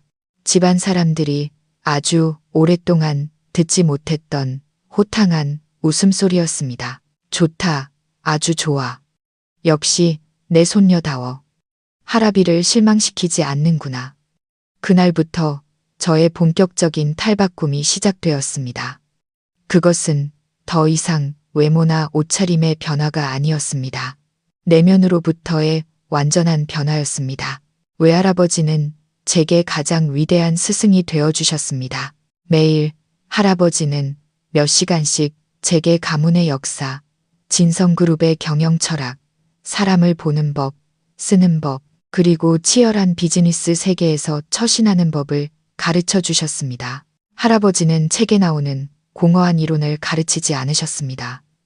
자신이 직접 겪었던 성공적인 거래와 뼈아픈 실패담, 현실적인 이야기들을 들려주셨습니다. 비즈니스에서의 수싸움, 경쟁자들의 음모와 계략을 분석해 주셨습니다. 비즈니스 세계에는 순진함이 설 자리가 없으며 선량함은 반드시 지혜와 배짱을 동반해야 한다고 가르치셨습니다. 진혁 삼촌은 법률 분야와 사회적 관계에 대한 제 안내자가 되어주셨습니다. 삼촌은 제게 법률 문서를 이해하는 법, 파트너와 협상하는 법, 중요한 인맥을 구축하고 유지하는 법을 가르쳐 주셨습니다. 사교 모임에 저를 데려가 정재계에 영향력 있는 인물들에게 저를 소개해 주셨습니다. 처음에는 어색하고 서툴렀습니다. 소박한 주부의 삶에 익숙했던 제가 화려한 드레스를 입고 낯선 사람들과 미소를 지으며 교류하는 것은 불편했습니다. 하지만 저는 점차 적응해 나갔습니다. 관찰하는 법, 경청하는 법, 그리고 똑똑하고 재치 있게 대화하는 법을 배웠습니다. 친근해 보이는 미소와 악수 뒤에는 치열한 두뇌 싸움과 이익 교환의 거대한 지하 세계가 존재한다는 것을 깨달았습니다. 저는 마른 스펀지처럼 배움에 몰두했고 할아버지와 삼촌이 전수해 주시는 귀중한 지식과 경험을 모두 흡수하고자 했습니다. 낮에는 할아버지를 따라 그룹에 출근해 이사회의 고위급 회의부터 작은 부서의 실무회의까지 모든 회의에 참석했습니다. 저는 듣고 기록하고 질문하는 것을 망설이지 않았습니다. 밤에는 서류 더미와 재무 보고서에 파묻혀 그룹의 프로젝트는 물론 경쟁사들의 동향까지 연구했습니다. 잠은 거의 자지 못했습니다. 어떤 날은 서너 시간밖에 눈을 붙이지 못했지만 피곤하지 않았습니다. 오히려 제 안에서 무한한 에너지가 솟구치는 것을 느꼈습니다. 건축에 대한 열정, 제 손으로 직접 멋진 건물을 설계하고 싶다는 꿈, 8년 동안 묻어두었던 그 꿈이 이제 그 어느 때보다 강렬하게 되살아났습니다. 진성가의 지위와 자원을 이용하면 저는 단지 작은 집을 설계하는 것을 넘어 도시 전체에 영향을 미칠 수 있는 거대한 건축물을 창조할 수 있다는 것을 깨달았습니다. 저의 변화는 지식과 태도에만 그치지 않았습니다. 저는 무술을 배우기 시작했습니다. 삼촌이 유명한 무술가를 초빙해 제게 태권도를 가르치게 했습니다. 삼촌은 함정 가득한 비즈니스 세계의 여성은 냉철한 머리뿐만 아니라 스스로를 지킬 능력도 갖춰야 한다고 말했습니다. 훈련은 고되고 힘들었습니다. 땀으로 온몸이 젖고 근육이 쑤셨지만 저는 포기하지 않았습니다. 넘어질 때마다 저는 더 강하게 스스로 일어섰습니다. 몇 달이 흐른 뒤 저는 더 이상 예전의 연약한 아가씨가 아니었습니다. 저는 육체적으로나 정신적으로나 훨씬 더 강인하고 결단력 있어졌습니다. 저는 어떤 도전이든 맞설 준비가 되었습니다. 저의 탈박 꿈은 완성되었습니다. 잿더미 속에서 불사조가 다시 태어날 준비를 마친 것입니다. 단지 과거의 정의를 되찾기 위해서만이 아니라 더 눈부신 미래를 향해 힘차게 날아오르기 위해서 말입니다. 그리고 저의 첫 번째 전투는 태준과 그의 가족의 손에서 제게 속한 모든 것을 되찾는 전투가 될 것이었습니다. 제가 탈바꿈하고 필요한 무기를 갖추기 위해 노력하는 동안 밖에서는 법의 톱니바퀴가 느리지만 확실하게 태준의 가족 주위를 옥죄어 오고 있었습니다. 반박할 수 없는 증거들로 수사기관은 신속하게 사건을 기소했습니다. 하지만 수사 과정은 간단하지 않았습니다. 태준은 무너졌으면서도 여전히 교활한 늙은 여우 같았습니다. 그는 유능한 변호인단을 고용해 어떻게든 재판을 지연시키고 상황을 뒤집으려 했습니다. 그는 녹음 파일이 불법적으로 수집되었으며 재무 관련 증거들은 제가 자신을 함정에 빠뜨리기 위해 조작한 것이라고 주장했습니다. 그는 여전히 부유하고 권력 있는 아내에게 억압받는 피해자 연기를 고수했습니다. 삼촌은 태준에게 확실하게 유죄 판결을 내리기 위해서는 더 직접적인 증거가 필요하다고 말했습니다.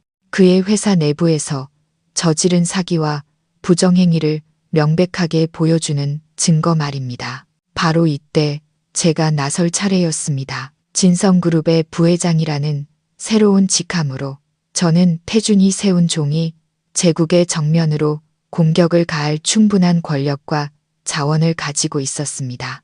외할아버지는 제 결정을 전적으로 지지해 주셨습니다.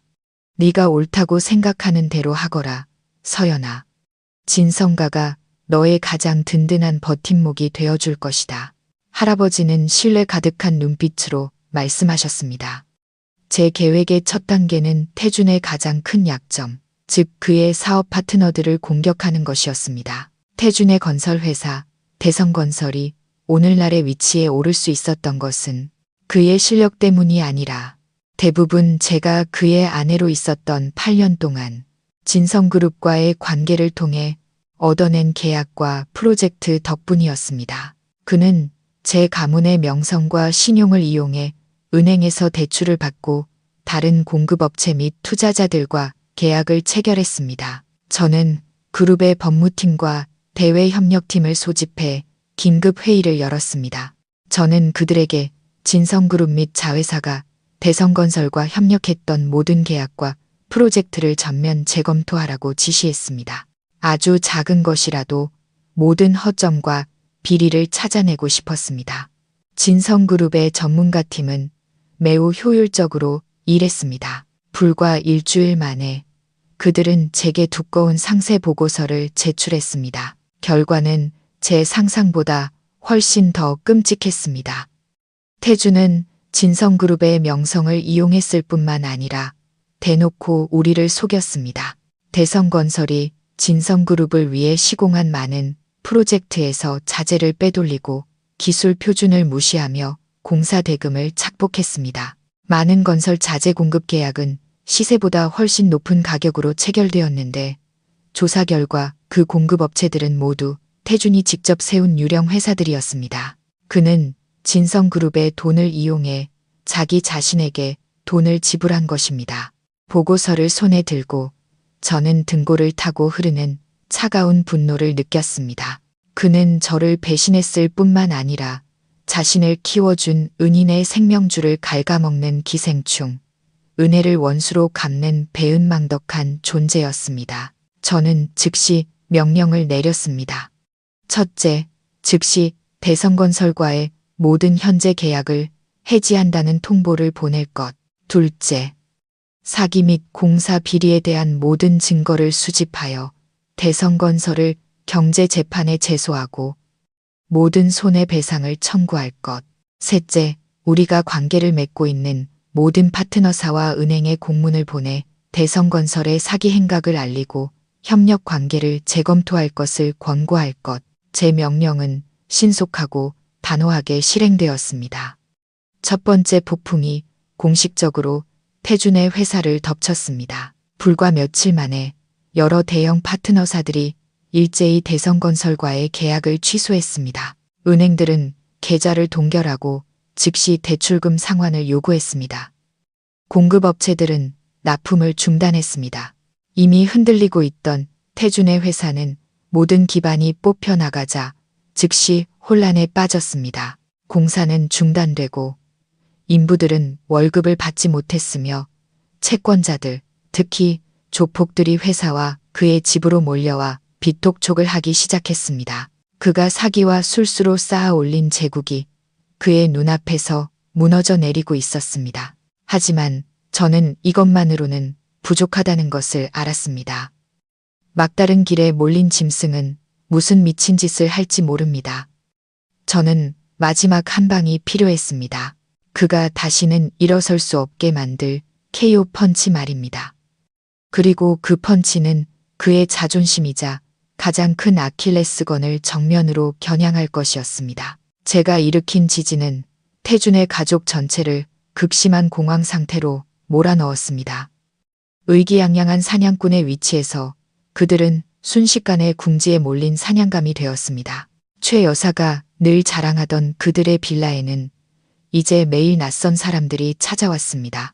낮에는 정중한 정장 차림이지만 얼음장처럼 차가운 얼굴을 한 은행 직원들이 빚독촉장을 들고 찾아왔고 밤에는 온몸에 문신을 한 험상무는 조폭들이 찾아와 문을 두드리고 페인트를 던지고 벽에 협박 문구를 썼습니다. 집안의 공기는 언제나 터지기 일보 직전의 풍선처럼 팽팽했습니다.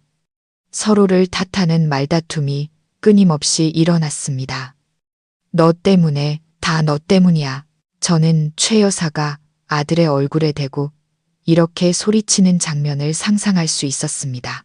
네가 멍청하게 그 여우 같은 년한테 당하지만 않았어도 우리 집이 이 꼴이 됐겠어.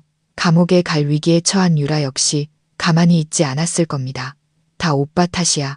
나한테는 온갖 좋은 거 다 해줄 것처럼 약속하더니 이제는 감옥에 가게 생겼잖아. 오빠는 정말 무능해. 원래부터 유약했던 태주는 이제 회사, 채권자, 그리고 가족으로부터 사방에서 압박을 받았습니다. 그는 분명 술에 빠져 취기 속에서 탈출구를 찾으려 애쓰고 있었을 겁니다. 저의 처음의 통쾌함은 점차 사라지고 그 자리를 차가운 경멸이 채웠습니다. 저를 해치기 위해 한마음으로 뭉쳤던 그들이 이제 공동의 이익이 사라지자 서로를 물어뜯고 있었습니다. 그들의 가족애라는 것도 결국 탐욕과 거짓이라는 토대 위에 세워진 것이었습니다. 그들이 혼란에 빠져 있는 동안 저는 삼촌으로부터 뜻밖의 정보를 받았습니다. 삼촌이 사람을 시켜 감시한 결과 절망에 빠진 태준이 몰래 한 인물을 만났다는 것이었습니다. 그는 바로 진성그룹의 최대 부동산 경쟁사인 황룡그룹의 부회장 오 이사였습니다. 그들은 고급스럽고 은밀한 일식집에서 비밀 회동을 가졌습니다. 삼촌은 그들의 대화 전체를 녹음했습니다. 태준이 그놈이 악마에게 영혼을 팔려고 하고 있어. 삼촌이 심각한 목소리로 전화로 말했습니다. 그놈이 진성그룹에 곧 있을 프로젝트에 대한 기밀 정보를 황룡그룹에 팔아넘기려 하고 있어. 8년 동안 우리 집 사위로 있으면서 알게 된 정보들을 말이야. 돈과 자리를 보장받는 대가로 말이지. 우리 가문의 비밀을 이용해 마지막으로 우리를 물어뜯으려는 속셈이야. 삼촌의 말을 듣는 순간 제 머릿속에 한 가지 생각이 스쳐 지나갔습니다. 바로 이것이다. 이것이 내가 기다리던 기회다. 태준뿐만 아니라 그룹의 큰 경쟁자까지 한 번에 무너뜨릴 기회. 삼촌, 제게 계획이 있어요. 제가 단호한 목소리로 말했습니다. 저는 제 계획을 삼촌과 외할아버지께 설명드렸습니다. 그것은 꽤 위험한 이의제의 계책이었습니다. 하지만 제 분석을 들으신 두 분은 고개를 끄덕이며 동의하셨습니다. 그렇게 하거라, 서연아. 이제 모두에게 진성과 후계자의 배짱을 보여줄 때가 되었다. 할아버지는 신뢰가 가득한 눈으로 말씀하셨습니다. 제 계획은 비밀리에 실행되었습니다. 저는 일부러 진성그룹이 곧 경기도에 추진할 초대형 친환경 신도시 프로젝트에 대한 기밀 정보를 흘렸습니다. 최적의 입지, 상세한 계획, 그리고 엄청난 잠재 수익에 대한 모든 정보는 너무나도 매력적이고 신뢰성 있게 완벽하게 조작되었습니다. 그리고 제 예상대로 태준이라는 물고기는 즉시 낚싯바늘을 물었습니다. 그는 과거의 인맥을 통해 이 귀중한 정보를 입수했고 서둘러 황룡그룹의 오 이사에게 바쳤습니다. 탐욕스럽고 자만심 강한 오 이사는 정보를 검토한 후 완전히 믿어버렸습니다. 그는 이것이 진성그룹을 한 발 앞서고 엄청난 프로젝트를 손에 넣어 경쟁사에게 치명타를 날릴 천재일우의 기회라고 생각했습니다. 황룡그룹은 비밀리에 거대한 자금을 동원했습니다. 회사 내부 자금뿐만 아니라 여러 곳에서 추가로 대출을 받아 하늘 높은 줄 모르는 가격으로 프로젝트 부지 전체를 매입하기 시작했습니다. 그들은 세기의 거래를 성사시키고 있다고 생각하며 아주 신속하고 은밀하게 움직였습니다. 그들은 자신들이 제 손바닥 위에서 신나게 춤을 추고 있다는 사실을 전혀 알지 못했습니다. 덫은 완벽하게 설치되었습니다. 이제 그물이 덮쳐질 날을 기다리기만 하면 되었습니다. 그리고 그날은 제 두 명의 적, 즉 배신자와 경쟁자가 함께 파멸하는 날이 될 것이었습니다. 황룡그룹이 경기도의 유령 프로젝트에 모든 역량을 쏟아붓고 있는 동안 태준 가족의 재판일이 다가왔습니다. 이번 재판의 분위기는 예전의 이혼 소송 때처럼 긴장감이 넘치지는 않았습니다. 이미 공개된 증거들과 대성건설의 몰락으로 결말은 이미 정해진 것과 같았습니다. 태준의 가족은 초라한 모습으로 법정에 들어섰습니다. 최 여사는 10년은 더 늙어 보였고 눈은 우우하게 들어가 있었습니다. 유라는 깡마른 얼굴에 더 이상 오만함은 찾아볼 수 없고 두려움만이 가득했습니다. 그리고 태준은 넋이 나간 사람처럼 멍한 눈으로 시선을 피하고 있었습니다. 그들의 피해자 코스프레는 더 이상 아무도 믿어주지 않았습니다. 재판은 신속하게 진행되었습니다. 삼촌의 지휘 아래 우리 변호인단은 명예훼손, 상해부터 사기, 횡령, 탈세, 부실 공사에 이르기까지 모든 증거를 체계적이고 날카롭게 제시했습니다. 증거가 하나씩 공개될 때마다 세 사람의 얼굴은 더욱 창백해졌습니다. 그들은 더 이상 변명할 거리도 없이 그저 고개를 숙인 채 운명을 받아들였습니다. 재판에서 유일하게 예상 밖의 일은 최후 진술 기회를 얻은 태준이 자신의 형량을 줄여달라고 애원하지 않았다는 것입니다. 그는 증인석에 앉아있는 저를 향해 충혈된 눈으로 돌아보았습니다. 서연 씨, 지금 무슨 말을 해도 소용없다는 거 알아요. 용서해달라고 하지 않겠습니다. 그저 미안합니다. 그 뒤늦은 사과는 더 이상 제 마음을 흔들 수도 증오심을 불러일으킬 수도 없었습니다. 제 마음은 이상할 정도로 평온했습니다. 모든 애증과 원한이 사라진 듯했습니다. 그는 이제 제게 그저 과거의 슬픈 기억일 뿐이었습니다. 최종 판결이 내려졌습니다. 수많은 혐의로 기소된 태준은 징역 15년형을 선고받았습니다.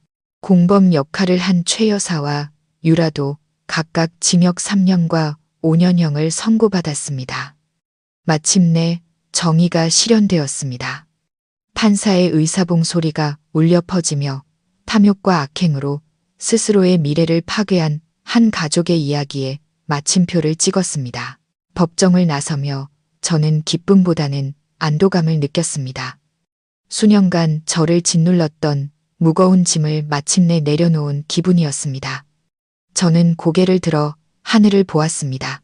오늘의 서울 하늘은 참으로 맑고 아름다웠습니다. 재판이 끝나고 며칠 후 제가 설계한 더 큰 연극의 막도 서서히 내려왔습니다. 경기도 땅을 매입하는데 재정을 모두 쏟아부은 황룡그룹은 자신들의 초대형 프로젝트를 발표하기 위해 성대한 기자회견을 열었습니다. 오 이사는 의기양양한 표정으로 대한민국 최고의 최첨단 친환경 신도시라는 장밋빛 미래를 그려냈습니다. 언론과 투자자들은 들썩였습니다. 황룡그룹의 주가는 급등했습니다. 그들은 영광의 정점에 서 있었습니다. 하지만 기자회견이 가장 뜨겁게 달아오른 순간 시청 도시계획과에서 갑작스러운 발표가 나왔습니다. 황룡그룹이 막 매입한 부지 전체가 수년 전부터 첨단 산업단지 조성을 위한 개발 제한 구역으로 묶여 있었으며 가까운 미래에 어떠한 계획 변경도 없을 것이라는 내용이었습니다. 그 소식은 기자회견장 한복판에 터진 원자폭탄과도 같았습니다. 오 이사는 연단 위에서 그대로 얼어붙었습니다. 투자자들은 공황 상태에 빠졌습니다. 하늘 높은 줄 모르고 치솟던 황룡그룹의 주가는 브레이크 없이 추락했습니다. 진성그룹의 가장 큰 경쟁자 중 하나였던 황룡그룹은 하룻밤 사이에 심각한 위기 상태에 빠졌습니다. 파산 위기에 직면한 그들은 완벽하게 덫에 걸린 것입니다. 그들은 전 재산을 들여 아무 가치 없는 황무지를 사들인 셈이었습니다. 이 사건은 재계 전체에 큰 충격을 주었습니다. 아무도 황룡그룹 같은 대기업이 어떻게 그렇게 초보적인 실수를 저지를 수 있는지 이해하지 못했습니다. 오직 저와 외할아버지 그리고 삼촌만이 진실을 알고 있었습니다. 우리는 비열한 술수가 아니라 상대방의 탐욕과 자만심을 이용해 승리한 것입니다. 비즈니스 세계에서의 전쟁은 인생에서의 전쟁과도 같습니다. 탐욕에 눈이 멀어 이성을 잃는 자는 반드시 패배하게 되어 있습니다. 태준 가족과 황룡그룹의 몰락은 재계와 사회 전체에 값비싼 교훈이 되었습니다. 그것은 탐욕, 배신, 그리고 불법적인 술수의 결과에 대한 날카로운 경고였습니다. 제게는 그것으로 파란만장했던 인생의 한 챕터가 끝났습니다.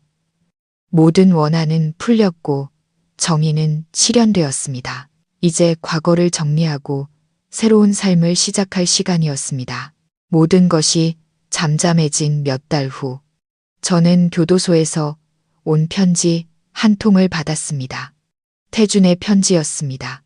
저는 한참을 망설였습니다. 이 편지를 읽어야 할지 말아야 할지, 결국 저는 편지를 열었습니다. 미련 때문이 아니라 과거에 대한 진정한 마침표를 찍기 위해서였습니다. 편지는 학생용 노트에 예전에 자신감 넘치던 사업가의 필체라고는 믿을 수 없는 서투르고 떨리는 글씨로 쓰여 있었습니다. 편지에서 그는 저를 원망하거나 탓하지 않았습니다. 그는 그저 교도소에서의 삶과 자신의 후회와 자책에 대해 이야기했습니다. 그는 매일 밤 꿈에서 저를 본다고 저의 온화한 미소와 제가 차려주던 밥상, 그리고 자신이 친셔 망가뜨린 8년의 행복을 본다고 썼습니다. 그는 야망과 가족의 압박에 눈이 멀었다고 고백했습니다. 그는 저를 사랑했다고, 진심으로 사랑했었다고 했습니다. 하지만 탐욕과 이기심이 그 사랑을 죽여버렸다고 했습니다. 그는 15년의 징역형보다 평생 자신을 따라다닐 양심의 가책이 더 두렵다고 했습니다. 편지 마지막에 그는 용서를 구하지 않았습니다. 그저 제가 행복하기를 바라며 만약 다음 생이 있다면 저에게 저지른 잘못을 만회할 수 있는 일을 하고 싶다고 했습니다. 편지를 다 읽고 저는 울지도 통쾌해하지도 않았습니다. 그저 마음 한편에 아련한 슬픔이 밀려왔습니다. 한때 모든 것을 가졌던 아름다운 사랑과 헌신적인 아내를 가졌지만 결국 자신의 본성을 이기지 못해 모든 것을 잃어버린 한 인간에 대한 슬픔이었습니다. 저는 편지를 접어 낡은 상자 안에 넣었습니다. 좋았던 일이든 나빴던 일이든 모든 것은 과거가 되었습니다. 저는 더 이상 그것에 얽매이지 않을 것입니다. 최 여사와 유라에 대해서는 옛 지인들을 통해 소식을 전해 들었습니다. 출소 후 그들의 삶은 매우 힘들다고 했습니다.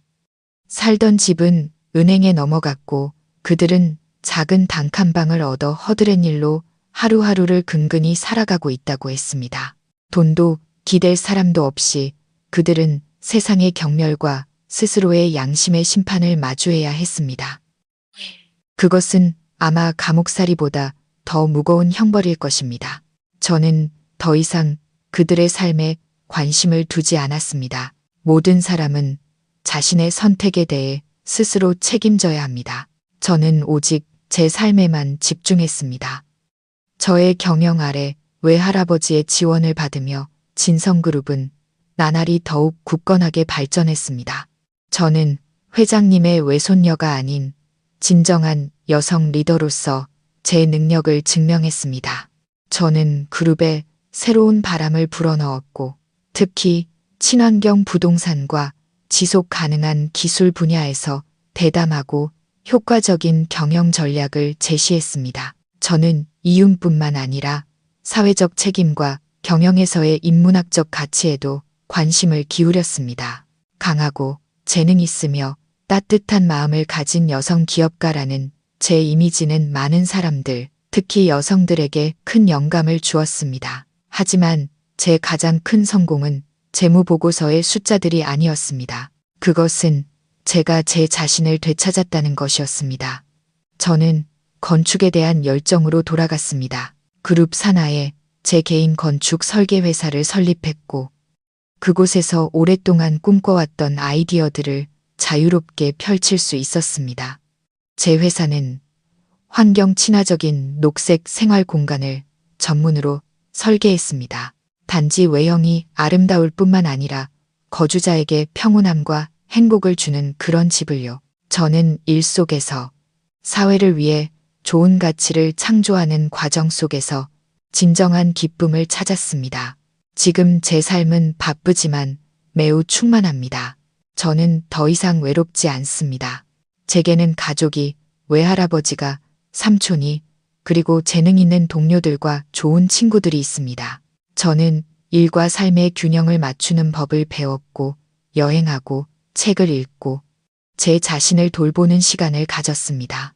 저는 더 이상 다른 남자에게서 행복을 찾으려 하지 않았습니다. 진정한 행복은 제 내면에서 자유와 자존감, 그리고 제 자신을 사랑하는 마음에서 온다는 것을 깨달았기 때문입니다. 과거는 제게 너무나도 값비싼 교훈을 주었지만 바로 그 과거가 오늘의 저를 만들었습니다. 더 강하고 더 지혜롭고 그리고 더 행복한 버전의 저를 말입니다. 4년이라는 시간이 눈 깜짝할 사이에 흘렀습니다. 가장 깊었던 상처도 아물고 잘못을 저지른 이들이 대가를 치르기에 충분한 시간, 그리고 척박했던 과거의 땅에서 새로운 생명이 돋아나기에도 충분한 시간이었습니다. 제 삶은 이제 완전히 새로운 장으로 넘어갔습니다. 노력과 기쁨, 그리고 평온함으로 채워진 새로운 페이지였죠.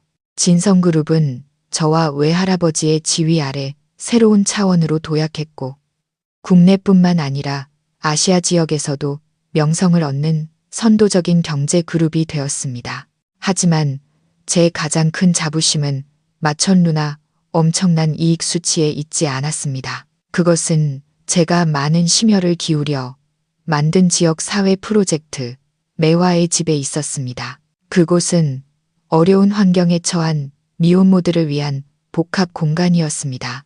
안전한 보금자리를 제공할 뿐만 아니라 직업교육, 무료 심리 및 법률 상담 서비스, 그리고 그들의 아이들을 위한 양질의 어린이집까지 갖춘 곳이었습니다. 매화의 집은 희망, 그리고 여성들의 강인함과 자립의 상징이 되었습니다. 놀이터에서 뛰노는 아이들의 웃음소리를 들을 때 자신의 가치를 되찾고 자신감 넘치는 눈빛을 한 여성들을 볼 때마다 저는 그 속에서 제 자신의 모습을 보았습니다. 저는 제 개인적인 고통을 하나의 불씨로 만들었고, 그 불씨는 이제 많은 불행한 이들에게 따뜻한 온기를 전해주고 있었습니다. 어느 주말 오후 제가 매화의 집 마당에서 아이들과 그림을 그리고 있는데 진혁 삼촌이 찾아오셨습니다. 제복을 입지 않은 삼촌은 평범하고 인자한 외삼촌 같았습니다.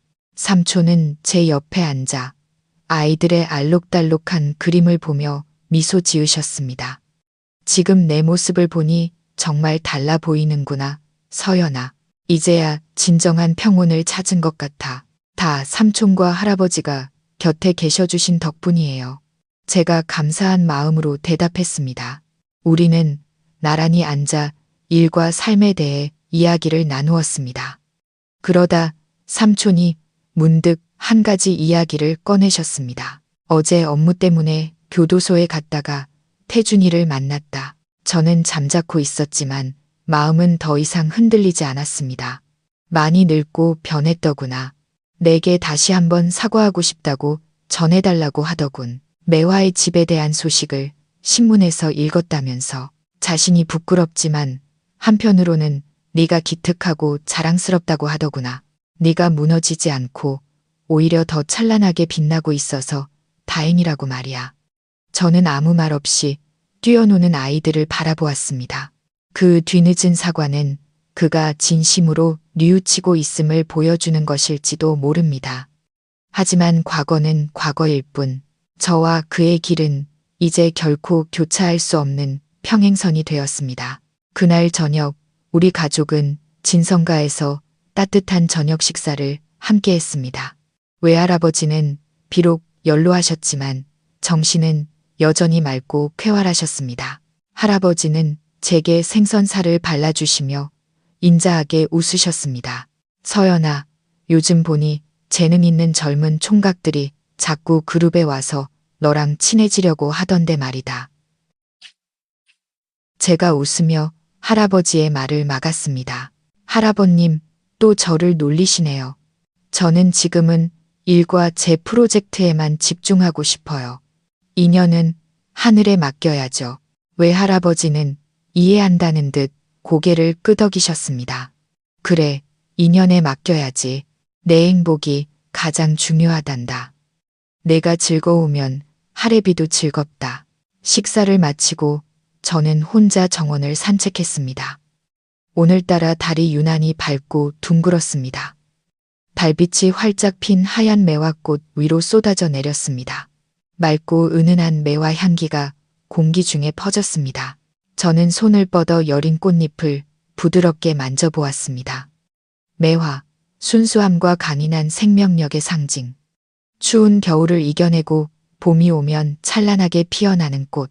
그것은 마치 제 인생, 그리고 제 어머니의 인생과도 같았습니다. 저는 별이 가득한 밤하늘을 올려다보았습니다.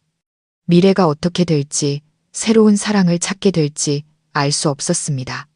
하지만 그것은 더 이상 중요하지 않았습니다. 제게는 필요한 모든 것이 있었습니다. 사랑하는 가족, 의미 있는 일, 그리고 무엇보다 가장 중요한 제 자신을 되찾았다는 것. 저는 제 자신을 사랑하는 법을 누구에게도 의지하지 않고 스스로 행복을 만드는 법을 배웠습니다. 과거는 값비싼 교훈이었고 현재는 소중한 선물이며 미래는 제가 가장 아름다운 장들을 써내려갈 백지였습니다. 저는 미소 지었습니다. 진정으로 평온하고 만족스러운 미소였습니다. 폭풍우는 지나갔고 비가 갠 뒤 제 하늘은 다시 맑아졌을 뿐만 아니라 그 위에는 눈부신 무지개가 떠 있었습니다. 시청자 여러분, 서연 씨의 이야기는 이렇게 막을 내렸지만 이 이야기가 우리 각자의 마음속에 남긴 여운과 감동, 그리고 생각할 거리는 오랫동안 계속될 것이라 믿습니다. 우리는 그녀와 함께 폭풍우 같은 여정을 걸어왔습니다. 완벽해 보였던 행복의 정점에서 배신과 절망의 나락으로 떨어졌다가 마침내 잿더미 속에서 그 어느 때보다 강하고 찬란한 불사조처럼 다시 태어나는 과정을 지켜보았습니다.